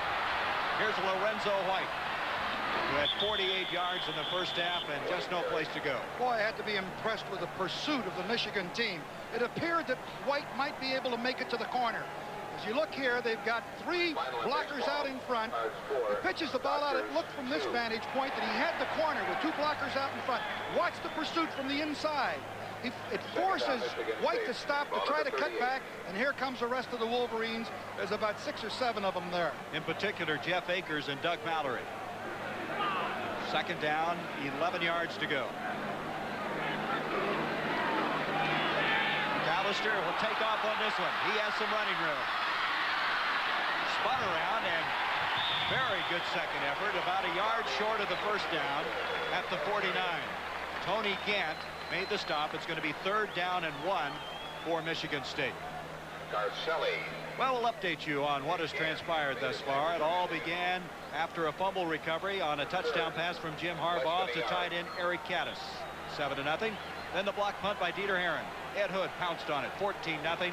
And Mike Gillette added a 29-yard field goal in the second quarter, 17-0, and that's where we are. So we brought you up to snuff in this game. And on 3rd and 1, they stuff it. Andy Moeller was first there, and Michigan State has a 4th down. What a defense that is. I can't believe it. He had no chance whatsoever to make that first down. Lost 2 or 3 yards. How would you like to be White right here running the football? They got a man right in your face, Moeller. 3 others coming in. They are really an outstanding defensive football team. Era, thus far in this game, Michigan State is 1 of 9 on 3rd down conversions. Well, I'll tell you, that speaks well of the Michigan defensive unit. Montgomery. Oh, nice snap. Good thing he's a tall guy at 6'3". He got that one underway. Campbell, fair catch at the 12-yard line. So Michigan will have it there. 40-yard punt by Montgomery. 11:53 to go in this battle. 2 schools 65 miles apart. A family feud. Michigan defensive coordinator Gary Moeller wants to create a flat line along the defensive front. Watch those linebackers step in there to create that line, and no bubble in there. Take a look. All right, Coach, I'm going to ask the question. What do you mean by a bubble? A bubble, an area where the back can pick daylight. You can see there you've got a flat line across there with no one being back and no bubble available for White to find. And that really does a lot of things. One thing it does, Eric, it takes that cutback away. Yes, no cutbacks, and absolutely the linebackers, instead of dropping out or flowing with the play, they fill into those areas that are void. A coach's clinic here by the coach. First down now from the 12 for the Michigan Wolverines.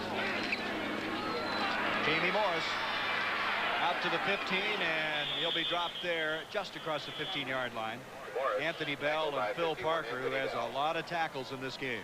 We can say pretty much the same thing about the Michigan defense. They flowed very well to that pitch. Bo's got a play in there. I don't know what he wants to do with 2nd down and about 5 or 6. He doesn't want to take any high-risk plays, I don't believe, because he's got a 17-0 lead. Historically, this is the way his teams play. They like to get ahead of you and then just kind of lock it away. 2nd down, 6. Harbaugh to Bob Perryman, the fullback, rammed out of bounds at the 21, and it looks like a little short of the first down. Dean Altobelli over there.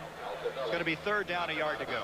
That was a very safe pass. As you'll watch the lead blockers, both you see Jamie Morris as well as Perryman, 37 lead. Now he's got plenty of time. He's getting pressure from the backside, but it's far enough away. Very safe pass. Right there, he hits Perryman, the fullback. Good call by Michigan, because it was a very safe play. Harbaugh would have either run the ball or thrown it out of bounds. He's not going to take any chances. Perlis, his 3rd year in a 5-year rebuilding program. It was stopped dead still early in this game, but they haven't given up yet. They're still scratching and clawing. 3rd and a yard. And that's going to be stopped for no gain. Mark Nichols, 83. A sophomore out of Bloomfield Hills, Michigan, who they think has outstanding credentials. He's just been hurt all the time. Michigan State has reciprocated what our good friends from Michigan did just a moment ago to Michigan State. Now they're going to force a punt. Watch Mark Nichols, number 83, get penetration. He's at the lower part right there, splits the seam. He's into the secondary. Good job. Same type of thing Moeller did to Michigan State. Boy, that is Big Ten football, isn't it? Right in the trenches, stuffing a play. The rush put on Monty Robbins. He hit a beauty. Bobby Morse will gauge it and come up with it at the 40-yard line. 17-0. 39-yard punt. Michigan State looking to get on the scoreboard. Is dancing in the aisles right now because they lead it 17-0. And Michigan State needs a big play. They need it from Bobby McAllister. His one moment was a 50-yard strike to Mark Ingram. He might be looking for him now. From the 40, first down for the Spartans. Morse in motion. Here's the end around to Rison, and that did not fool anybody, and in particular Mark Messner. You just don't run reverses against a team like Michigan. They absolutely contain. They have one man assigned to it. It's very difficult. They try to run the reverse here, a little handoff inside. I mean, faking the ball to White, slipping it out here, and here's your contained people. No way. That's Mark Messner right there on top of it. You almost get the feeling Bo loves to have you try wrinkles. Well, they're trying. You know, Michigan State is doing the right thing. They're trying to make something happen. You know, they got to get back into the ball game. That's an 11-yard loss. 2nd and 21. Lorenzo White. And he runs in to Michigan State. He just absolutely had no running room. Scarselli was standing there. You know, Scarselli a year ago was brilliant. He had in that football game 7 tackles, 2 for loss, and a sack, and playing strong here. Well, it didn't end up in a tie, did it? Oklahoma, unbeaten. Pittsburgh playing well the last 2 weeks. Temple and Rutgers.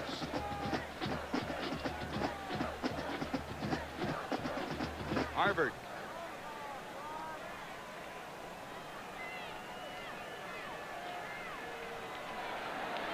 And Clemson defeating Virginia. That's an upset. 17-0. 9 minutes to go, 3rd quarter. 3rd down and 22. They need a big one. Akers chasing McAllister. And he'll get out of bounds at the 30, and everyone was covered. I looked down the field area. There was absolutely nobody open on this play. Well, it really makes it tough on McAllister. He can't find anybody open. He's a little frustrated right now. He's doing the best job he possibly can, but he's facing one whale of a defense. I would guess that one of the biggest differences between this game, Iowa, and Michigan, is the secondary. Michigan's secondary is outstanding. Not to say that Iowa isn't, but this may be as good as any collectively in the country. We're going to find out all about that next week. You could tell me and call me who's best. Will you do that? Right. Low snap. Montgomery got it off. Boy, he has been harried back there, hasn't he? Gets a good bounce. Campbell to 15. Look at this. And an excellent return by Eric Campbell. Corky's forward progress at the 33. 54-yard punt, a 20-yard return. Again tomorrow, an NFL doubleheader on CBS. The Giants against the Bengals in the first game, and then what a rematch this is going to be in the NFC Championship game. The Bears off to a brilliant start, traveling to San Francisco. It's a game they lost last year in that playoff. It all starts at 12:30 Eastern with the NFL Today, right here on CBS. She's smiling, but I don't think a lot of Michigan State fans are. He was smiling earlier. He's kind of in the driver's seat right now. He likes the 1985 season. From the 33, first down for Bo Schembechler's team. A give to Thomas Wilcher. It's the first time we've seen him in the game. Wilcher, an outstanding track man for Michigan. Explosive carrier. Advances the ball out to the 38-yard line. Phil Parker. That guy's been called all afternoon long. Phil Parker, along with Todd Crum on the stop. 2nd down, 5, almost 6 yards to go. Wilcher's had 43 carries thus far, 223 yards. Is averaging 5.2. He's really come on his own this year. He's the guy, a track man becoming a football player. He's a hurdler and one of the best in the country. Hard ball on The fake handoff on target to Caddis. First down to the 50. Dean Altobelli over to make the stop. Good ball handling that time by Harbaugh. 12-yard pickup. Also a very fine throw. He drilled that ball. He had, you know, a couple times he's thrown the ball and he has had a little air under it, and they were able to respond to it. But that time he really hummed it in there. You see the time left in the third quarter. 17-0. That's the way it stood at halftime. Changes now. Jokic comes out. Kolasar's come in at wideout. First down from the 50.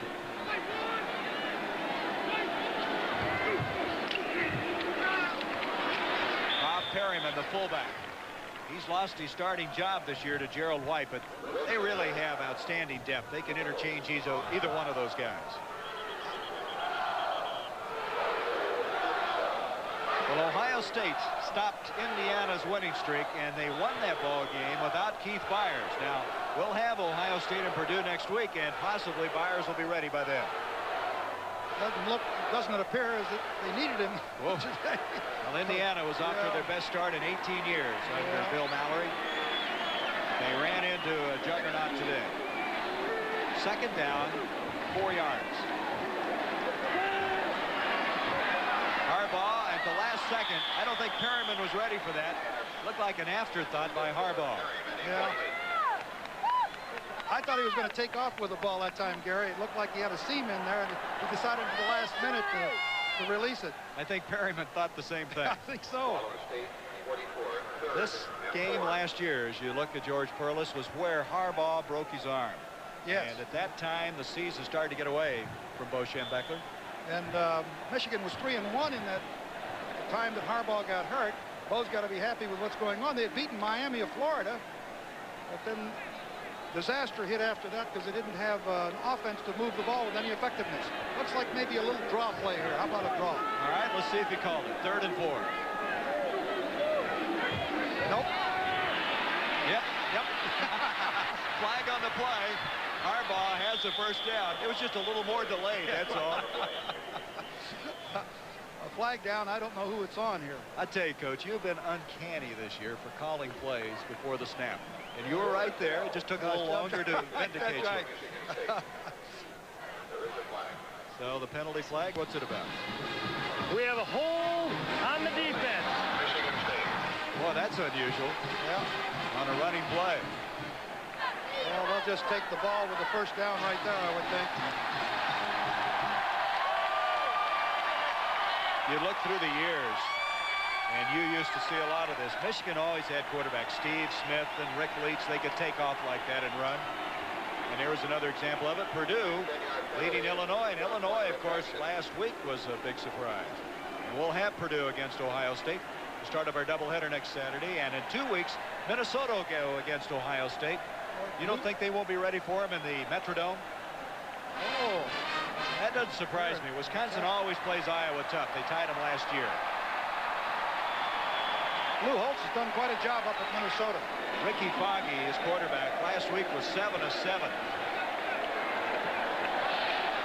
First down, just inside the 25.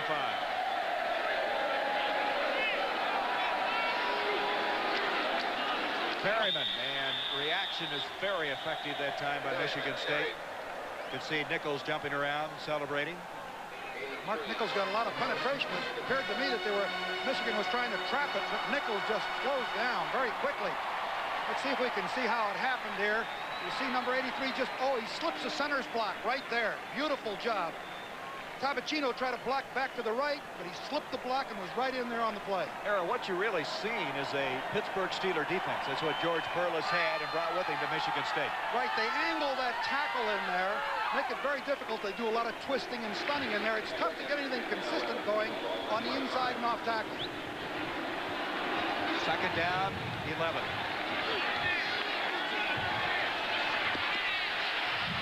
Harbaugh to Perryman.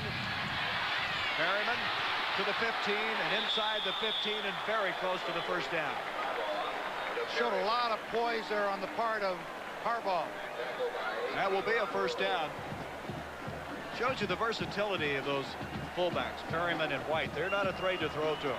You know, both of them were tailbacks converted to fullback. And Bo will interchange those people. They can play either position. At the 5:30 mark, Michigan's on the move, trying to build their 17-0 advantage. Coming out is Wilcher. Also coming out is Eric Campbell. Colasar is in, along with Jokic at the wideouts. Line of scrimmage, the 14.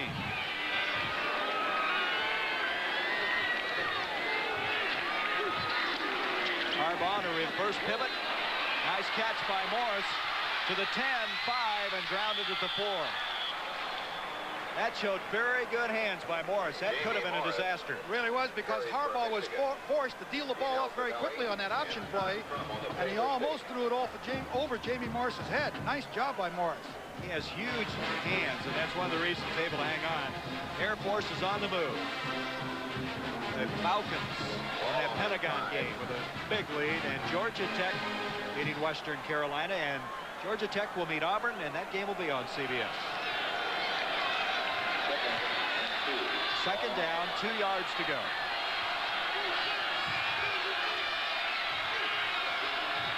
Harbaugh gets a block. Broken up and intercepted. Crum on the deflection with the interception. That ball touched at least 3 people.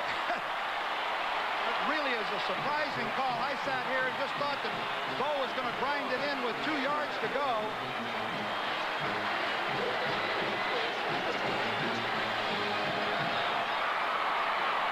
Well, that obviously keeps Michigan State in it.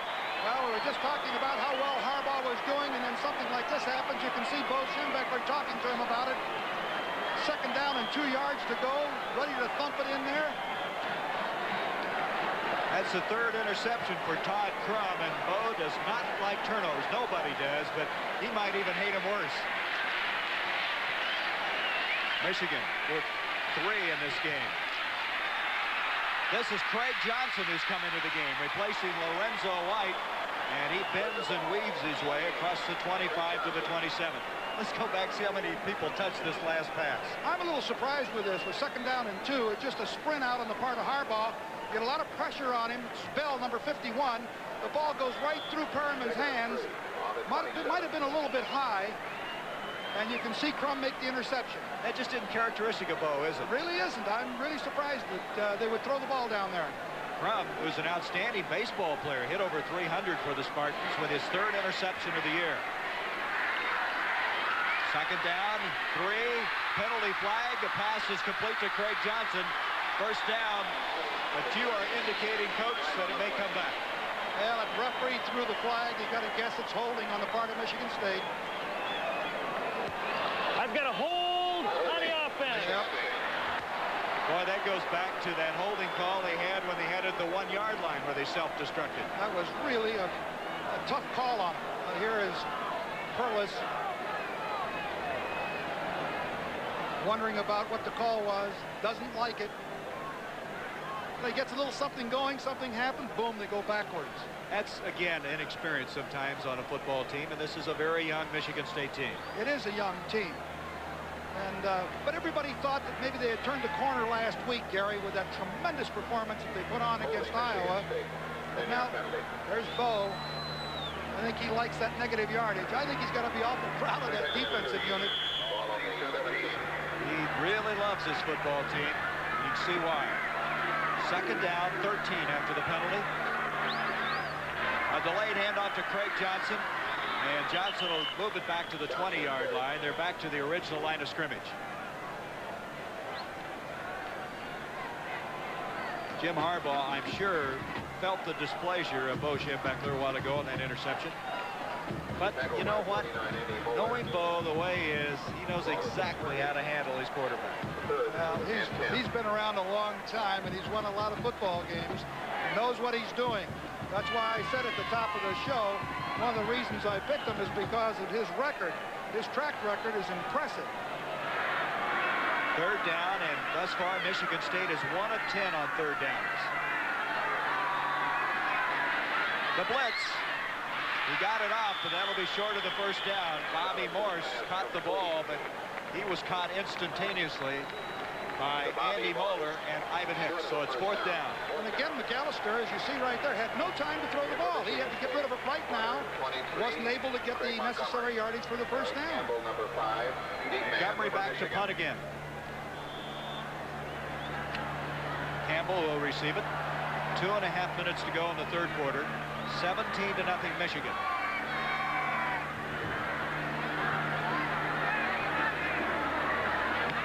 Oh, he kicked this one way over Campbell's head. He had earlier this year a 66-yarder against Arizona State. This one is 75 yards. Montgomery, I think he better check for helium in the football. George Perlis got a 75-yard punt. He has Michigan backed up at the 20-yard line. The NBA series will be returning again here on CBS. The debut of Patrick Ewing and the New York Knicks, and I know you enjoy as much as I do. Following the NBA on CBS, it ain't underway. 2:15 left in this third quarter. Jamie Morris from the 20 spins for a couple yards. It'll bring up 2nd down and 8. Michigan State hanging in there.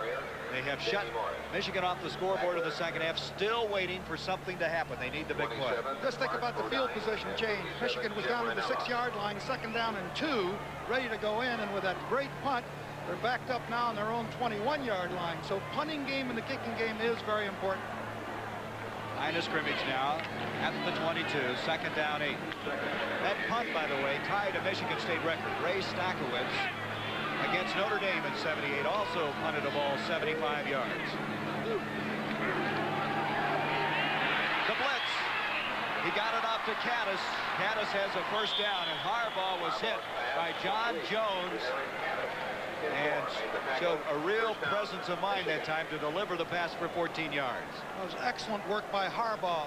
He gets this ball away just in time. Caddis slow blocks, number 81 here, and then checks through. Jones right there hits Harbaugh just as he throws the ball. Good throw. Well-executed play by Harbaugh because he was ready to get knocked down for about 10 yards. Watch Harbaugh. He knows the trouble is coming. John Jones rifles in, knocks him down, but he is the veteran now. He delivered it, and he got 14 yards, and now he wants a timeout. Michigan asking for a timeout with 1:09, and Bo says, why? Why do we have a timeout? Hey, I don't want that timeout. He got it. It's 17-0 Michigan. Michigan State, Illinois, here at Spartan Stadium.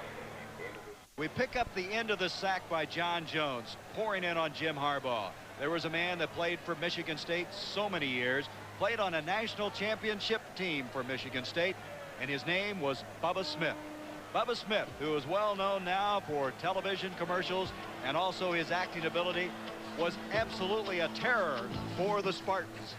And this man who could chase you down from behind and who could deliver a blow that was unsurpassed by anybody in the game, played with an outstanding combination of George Webster as they went to the national championship of 1965. And there he is today, a very familiar actor now throughout the country. And he knocked out my quarterback here in 1966 in the first quarter. Terry Hanratty? Terry Hanratty, exactly. Boy, what a football team that was, because they had Webster, who was the all-time player on it, Bubba Smith.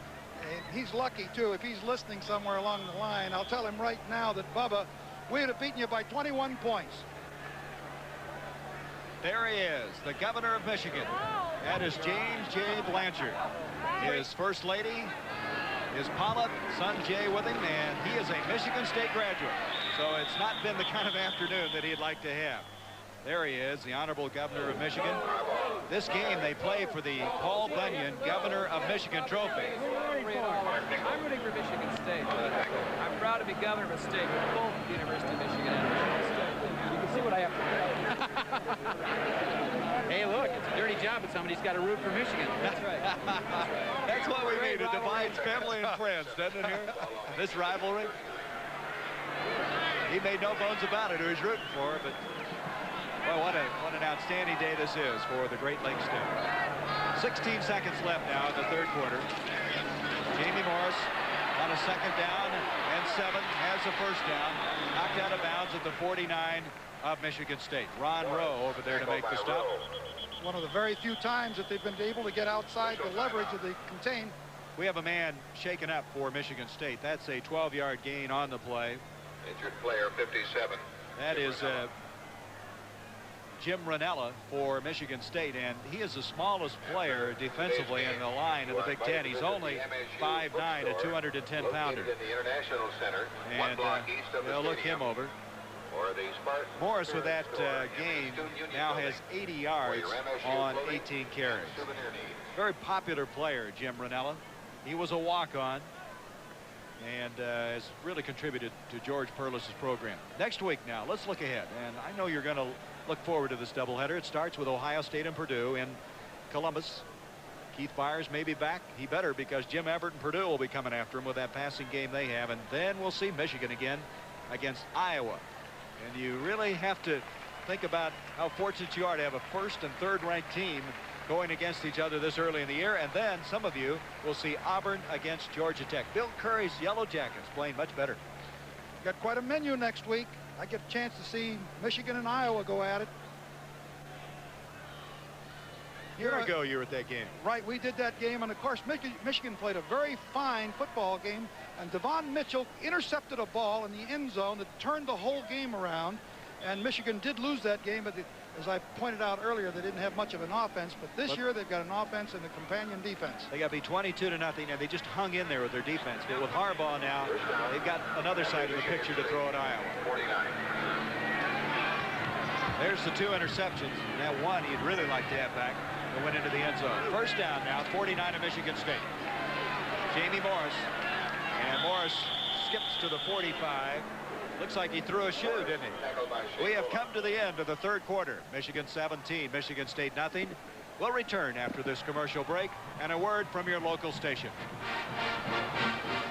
Michigan with a 17-0 lead. They have a second down at 6 at the 45 of Michigan State. Jim Harbaugh being chased by Quinn, and he's going to be dropped for a loss all the way back to the 40. That's Tim Moore, number 42, out of nearby St. John's, Michigan. 42 more. You know, you're trailing 17-0, and then you find the stat that Michigan hasn't given up a point in the fourth quarter. That's not encouraging for Michigan State. It's very unlikely that they will. I mean, they're an intimidating defense, and if I was McAllister, I don't know where I would go. Even Johnson, when he came in for Lorenzo White, he couldn't find any daylight. This is a remarkable defensive football team, a good game plan, and I can see why Michigan State is having their problems moving the ball. They need some help from their defensive unit to try to get the ball back. So that loss brings up a third down and 20. Jokic and Kolazar come in at wideouts behind Jim Harbaugh. Lots of time. Jokic, that's a yard short of the first down at the 40. At 6'8", he went down pretty well, didn't he, to get to that football? Really a good effort on the part of Jokic that time. We'll see him just come right straight up the field. Then he turns into the seam clear in the middle. The ball is thrown slightly behind him, and his feet come out from under him. Watch here as he turns and makes a great catch. Right there. Excellent piece of work by Jokic. I want to tell you, those ground level shots like that one you just saw is just an outstanding piece of camera work. Paul Sherwood, Skip Shackelford and company. Mark, I tell you, we've really had some outstanding camera work, and there's an example of it. Again, with fourth down, Bo taking no chances. Fourth and very short. Going to try to dump the ball in here. Oh, he's kicked it into the end zone. Yes, he has. Monty Robbins, way too much on it. Bo was saying yesterday he had a tough time teaching him the little pooch kick or the little bunt punt. The bunt punt, the pooch kick, or whatever. Right. The NFL today. Herb Cross will be live in San Francisco, and John Brody, ex-49er quarterback, will be a special guest. And then Whitey Herzog and Tom Lasorda. Well, that'll be a pair, won't it, in there? They'll be live, and then the doubleheaders. The Giants and Bengals, the Lions and Redskins, and the game we're really looking forward to watching is the Bears and 49ers. A rematch of that NFC title game a year ago. How about Bump Phillips? He's got the Saints playing a lot better. It does. I saw him out there a couple of weeks ago when they beat San Francisco. From the 20 now, first down after that punt sailed into the end zone.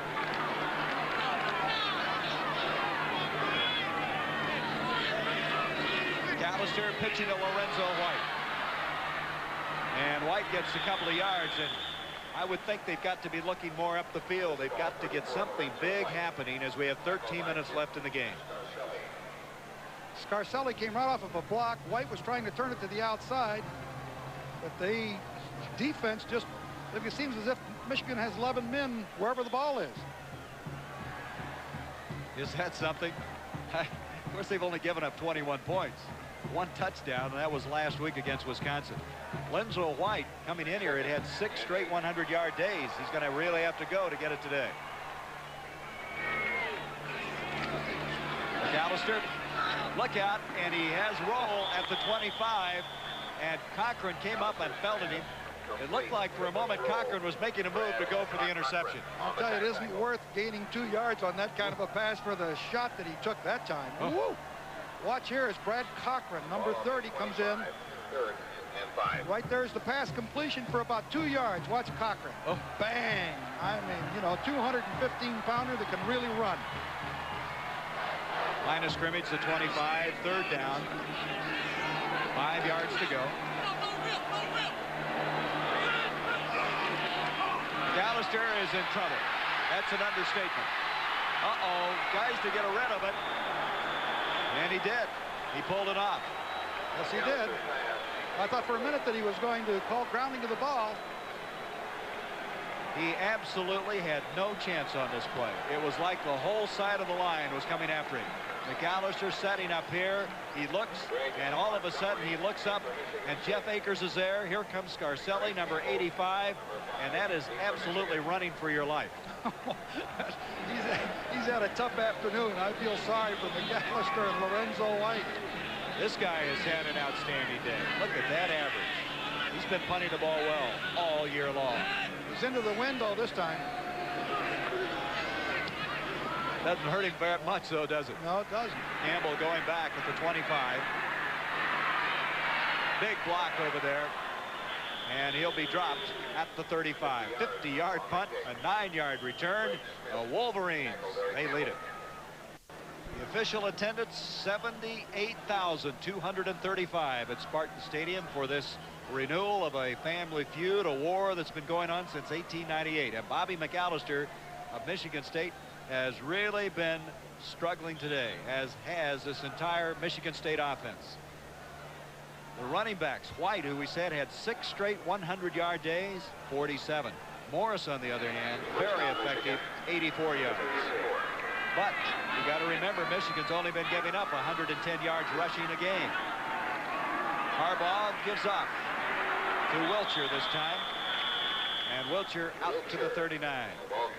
Let's update some of the activity going on today. Let's go to Jim Nance. Thank you very much. It's now a 2nd down and 5 for Michigan. Wilcher again, and Wilcher will be short of the 1st down. Era, we saw that Iowa score. They won in Madison. Let's update the progress of a man vying for the Heisman, Chuck Long. Got another great day with 18 completions, and he'll be the guy that be challenging this Wolverine defense next week. He's a great one. We've seen him 2 or 3 times in the last couple of years. I think he's an outstanding football player. Boy, Bo Jackson had a great game. Long, solid today. Robbie Bosco, that race is going to be torrid before it's all over. Still early, though. We're just in mid-season. 3rd down and 2 now for Michigan. 10:15 to go in the game. Colasar in motion. Harbaugh to Wilcher again, and he's very close to the 1st down. Wilcher's like a jet when he hits up there. That's some of that track ability, and he did get the 1st down for Michigan. It's like somebody's beat his helmet up a little bit, but he's continuing on. That's depth when you got Wilcher and Morris, and you got Perryman, and you can come back with a White who can play both a tailback and a fullback spot.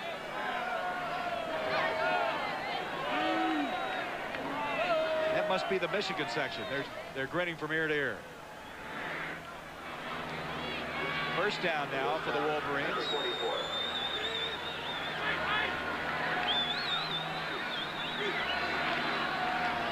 Perryman, and on a 1st down, he able to move the pile a couple of yards up the field. Moore and Curran on the stop. All right, we checked up on Bo Jackson. Our group is now going to give us an update on Robbie Bosco. And there we are in the 3rd quarter, 14-0. He ran for one and threw for the other one. So there's our Heisman update. Bo Jackson, Chuck Long, and Robbie Bosco. You had to vote today, it'd be tough, wouldn't it? Oh, absolutely. I don't know who I'd vote for. Second down, 7. There's a reverse pivot and goes nowhere. That's quite a play defensively. Give credit to John Jones. He's been a big play performer for him.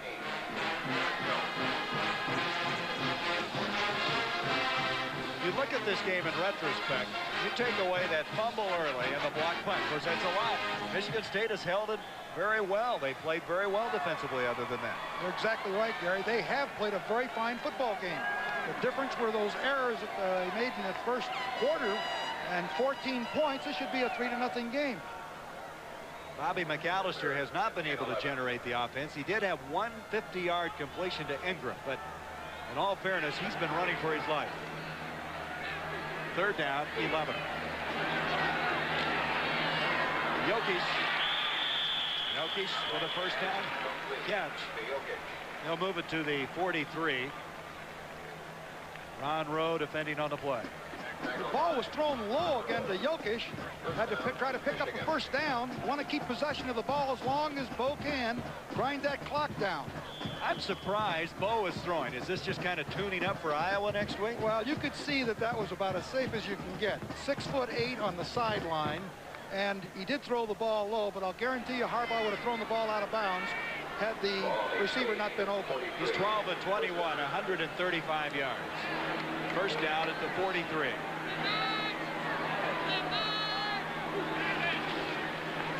Wilcher. And he is pumping those legs very close to the first down. Phil Parker, Dean Altobelli made the stop. And I would think maybe this Michigan State defense is getting a little bit tired. Freshman from Pompano Beach, Florida. He came in, passed for 275 yards last week. He probably thought, hey, this game isn't so tough. Then he comes in here and he finds out there's some improvement that has to be made. Here's a big play performer, Rison. If they can get the football back, they're going to have to go to a Rison or an Ingram or somebody to get on the scoreboard. The problem is protecting McAllister. Wilcher again on a 2nd and 1, and they bend him backwards. Let's see if he got the first down. That's Nichols and Bell to get on the stop. Yeah, I'm impressed with Michigan State also. They're hanging in there, boy. They were really in there hitting that time. Make it tough for you to go. 6:54 left. There's George Perlis. I know the feeling on the sideline. Feel frustrated. The offense has not been able to move the ball. You've contributed to your own demise with the errors that you've made. Hey, you weren't very many situations like this. I don't remember you getting beat very often. Gary, you forgot that I coached at Northwestern. In fact, you had Bo with you on the staff one time at Northwestern. That's right. He was on the staff when we had a disastrous year. We had one of the great staffs in the world. Bo will tell you about that. But he left me. He was smart. He went to Ohio State, and then you beat him then, right? Yeah, right. Yeah, we did. Anyway, Coach, you didn't get very many of these situations. Don't give me that. No, I was in them, though. First down. Wilcher trying to sweep, and he lost his footing and got back to the line of scrimmage. Ron Rowe was there to make sure he didn't go any farther. Wilcher tackled by Rowe. But that Northwestern staff was quite a staff you had. We had a great staff there, you know, and we didn't win. Of course, it's a very difficult job. Michigan State being a private school. Look at the statistic here. You can see the dominance of this Michigan defense. 16 yards in this half, Gary. I mean, you know, that's got to be frustrating to all the offensive team of Michigan State. Yet Michigan State's defense, I think, has been valiant in this first. Well, the game's got 5:58 left to go. I think they've done a remarkable job. No first downs by Michigan State in the second half. Second down, virtually 10 yards to go.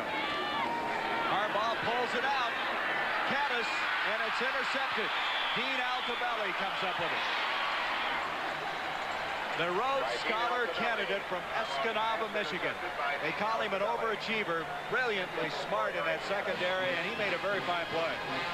He stepped in there for injured Paul Bobbitt, who was a strong safety and has played exceptionally well today.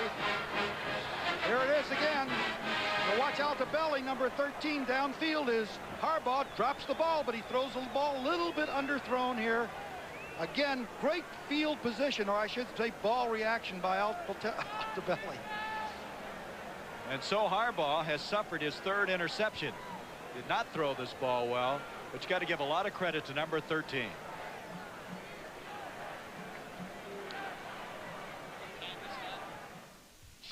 Well, if you're going to play the #1 ranked team in the country next week, you got to cut down on interceptions. You see that Harbaugh's had 3 interceptions in this game, and next week against Iowa, that would be very tough to overcome. Well, that play didn't develop at all. Rison and McAllister were not on the same page. As an end result, it's going to bring up second down. The other problem, get Rison out there and let him run in the open field. Well, Oklahoma held Texas. What do we hear? 70 yards in offense. And Florida handing the balls their first loss. Ann Arbor and Bo Jackson, 59 points. And Jim Nantz and Pat Hayden will be joining them with scores and highlights at the conclusion of this game. It has 5.5 left in it. Second down, 10. On a delay handoff to Craig Johnson. He fumbled. And Michigan's got it.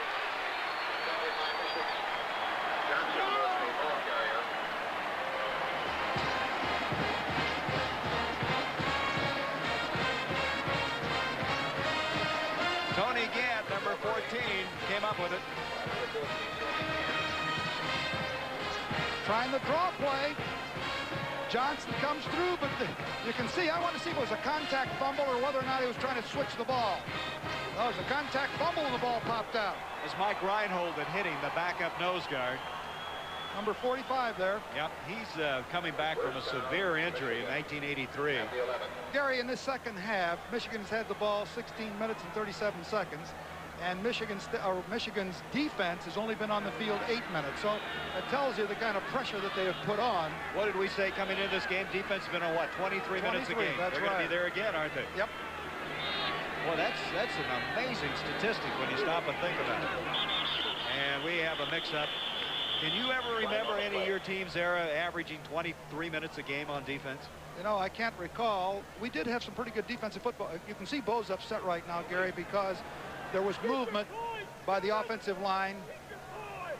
They're not playing as clean as he would like.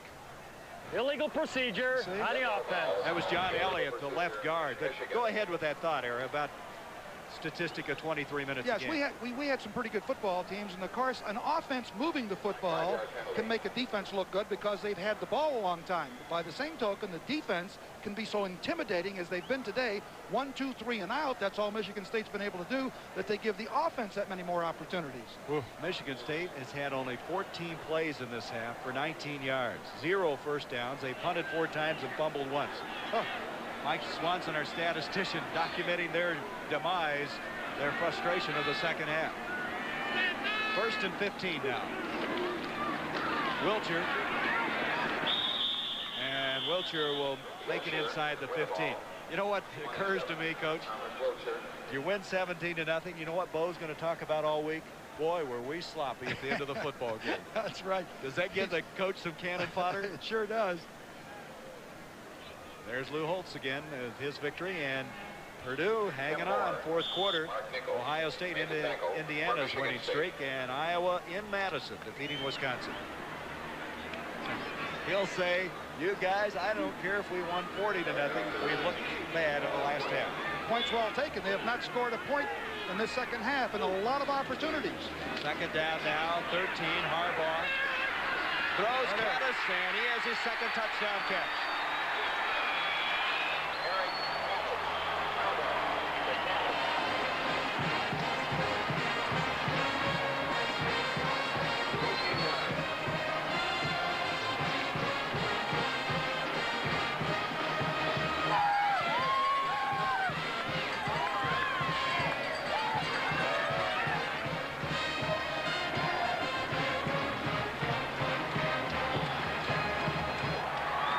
Says that's more like it.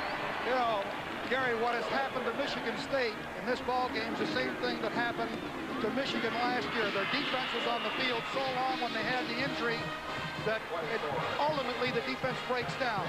They came back here with a bootleg pass this time very successfully, as you see Harbaugh make a great fake to Jamie Morris, and then roll to the flow. Excellent job here as he hits Caddis, almost the same position on the field that the first touchdown was scored. He was wide open. They were in zone coverage. He split the zones. Well, Michigan State has run into a buzzsaw. Michigan certainly worthy of the #3 ranking. Michigan State had hoped to make it 2 in a row over Michigan. They won last year in Ann Arbor. They were trying to do that for the first time since 1967. And Bobby McAllister's had a long afternoon, as has his teammates, as they now trail 24-0.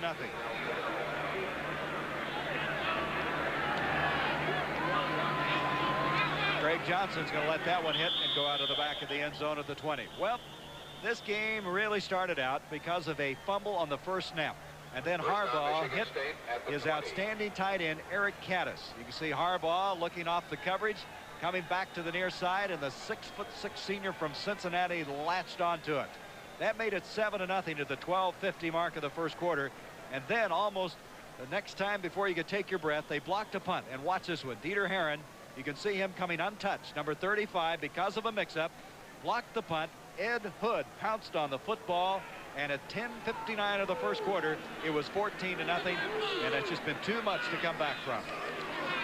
Bobby McAllister rolling out. And it's intercepted. Picked off to the 20 and knocked out of bounds there. That is McIntyre. Andre McIntyre out of Chicago, a backup linebacker. Well, the best thing that can happen to McAllister is that he knows, or he thinks, or he hopes that he's not going to have to face another defense like this Michigan one. They have been absolutely awesome out here.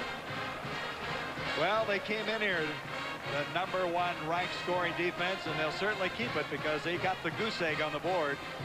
And McAllister, they're going to have to really somehow give him some confidence back. And that will be their project, I imagine, all week long, is to try to get him back ready to go. Well, what I would do as a coach, I just tell Bobby McAllister, I'd say, look, no one else has done it against Michigan, so don't feel badly. You did it against Iowa. This is one of those days. This is the last touchdown. Caddis with his second touchdown catch, a 14-yarder. Look at Harbaugh, his mobility. Caddis almost identical to the same catch he made to start the football game. 24-0. Chris Zerberg is now in at quarterback.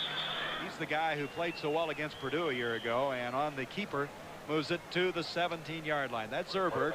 He's from Alliance, Ohio.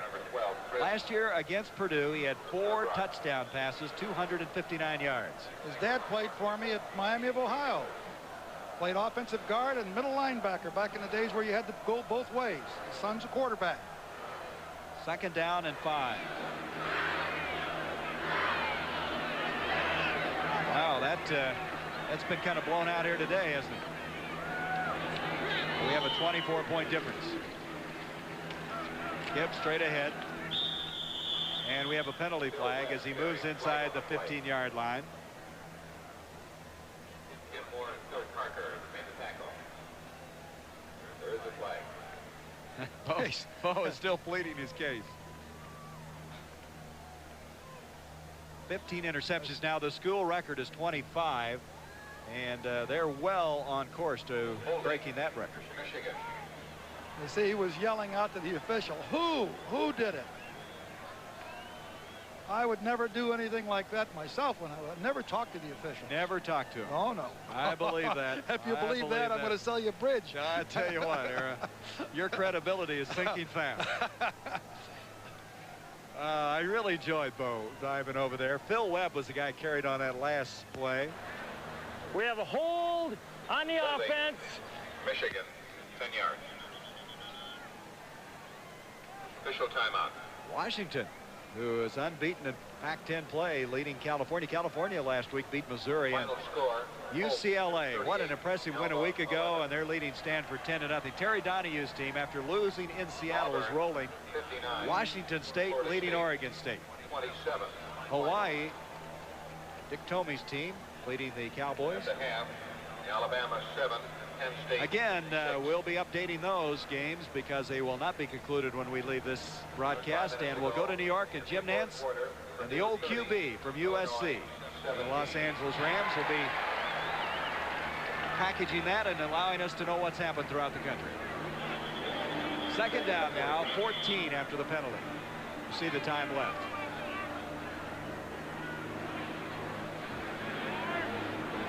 Boy, what a game it'll be next week. Michigan and Iowa. And a little like this ball game for Michigan a year ago, Iowa beat the Wolverines, as did Michigan State a year ago. Let me ask you a question in just a moment. Here's Zurbrugg on the option fake, throwing to Caddis, and he's got another one. This time he's out of bounds at the 5. With the performance of Michigan today, Aaron, you could have the number 1 and 2 ranked teams playing. Oklahoma just got by Texas. Yes, we'll wait for the rankings, but it's going to be at worst number 1 and number 3.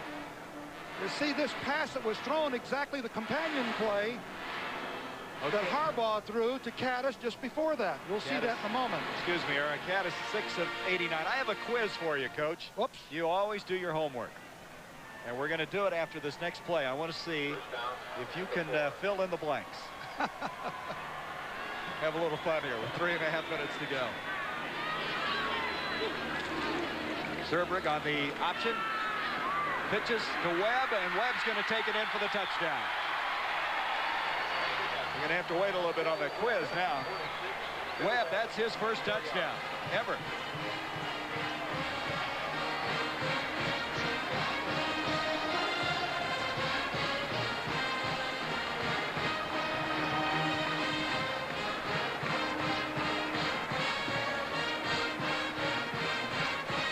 Zurbrugg, I thought, did a very good job on that option. He held the ball to the last minute, made the defense come in. Gillette point after attempt.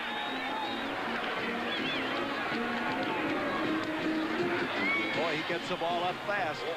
31-0. And you look at Zurbrugg out of Alliance, Ohio. Watch how he options down the line. And he really shows some courage here. He waits for the defense to commit, waiting. Then the little flip to Webb. Webb has the corner, and it's 31-0.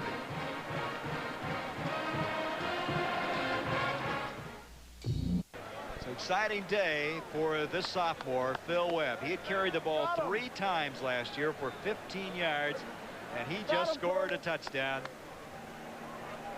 You won't forget that. And Michigan State has Illinois here next week. They've got to regroup.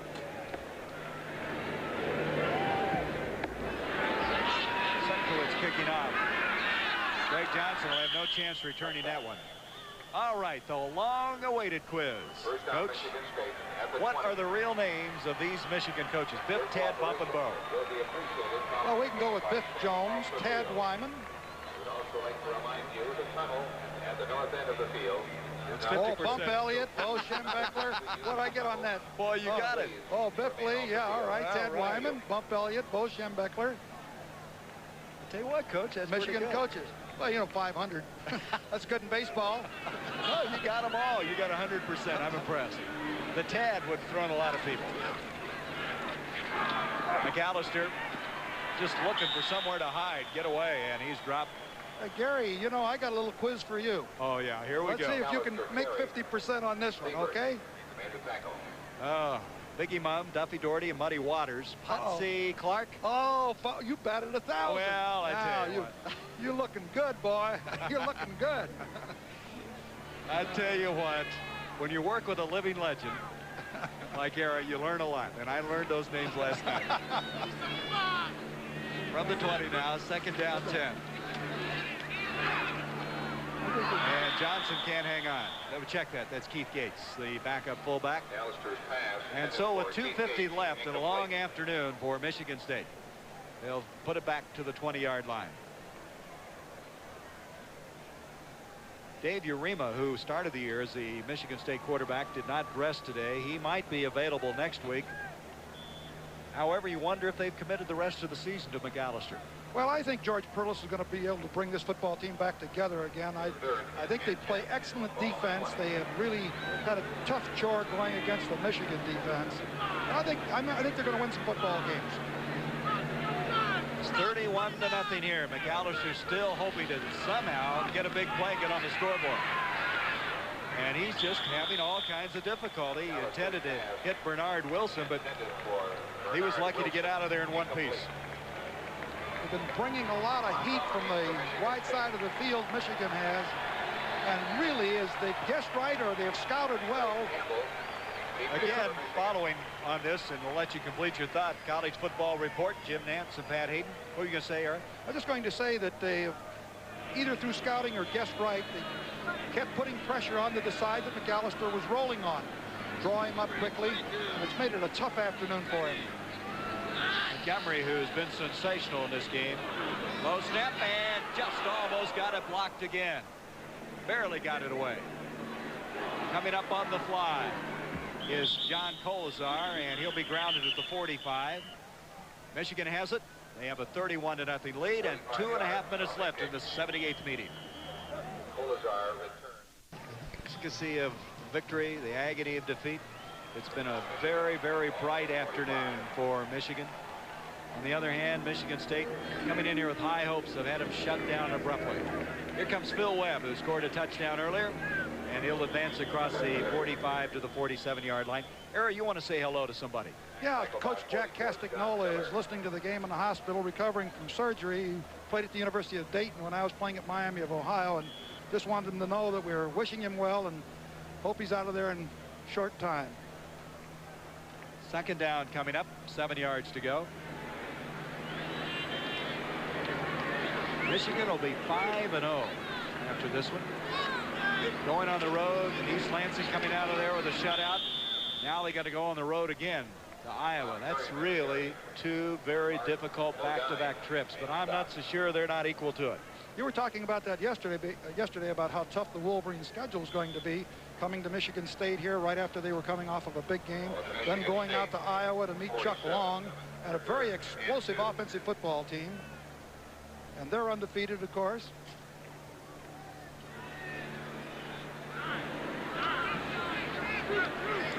Coming into the game now is Ernie Holloway for the first time for Michigan in a running back spot.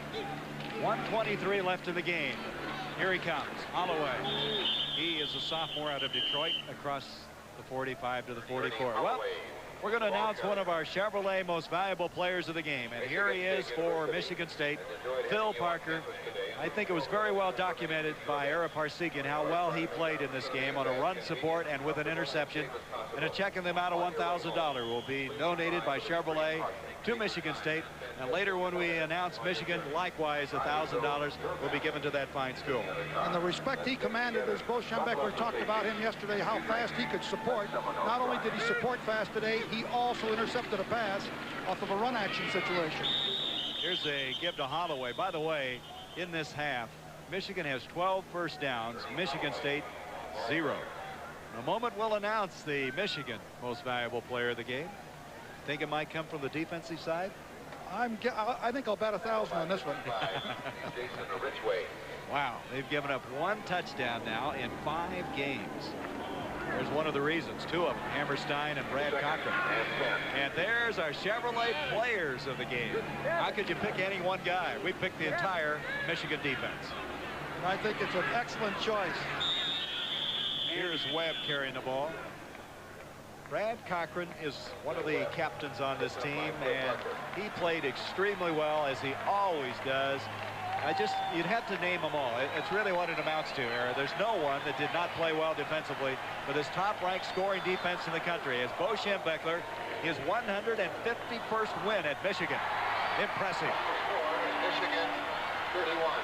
Michigan State nothing. Glenn Bo Schembechler, the dean of Big Ten coaches. You know, a year ago, the worst season that he's had at Michigan, 6-6, and he got a lot of barbs during the course of the year. And he's come back now. He's 5-0 going into Iowa, ranked 3.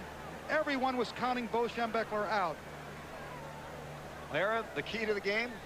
Very simply, you've got to say the Michigan defense. Even though there were errors on the part of Michigan State that created the touchdowns for Michigan, no question about the defense was the dominant force in this football game. We want to thank some people who have made this broadcast possible. The executive producer of college football on CBS is Kevin O'Malley. Today's game produced by Rick Lasavita, directed by Joe Assetti, the QB. Associate producer Scott Johnson and Dan Ford. Field technical manager Carl Prince and the broadcast associate Artie Kempner. Also our statistician Mike Swanson and our spotter Trey Bender.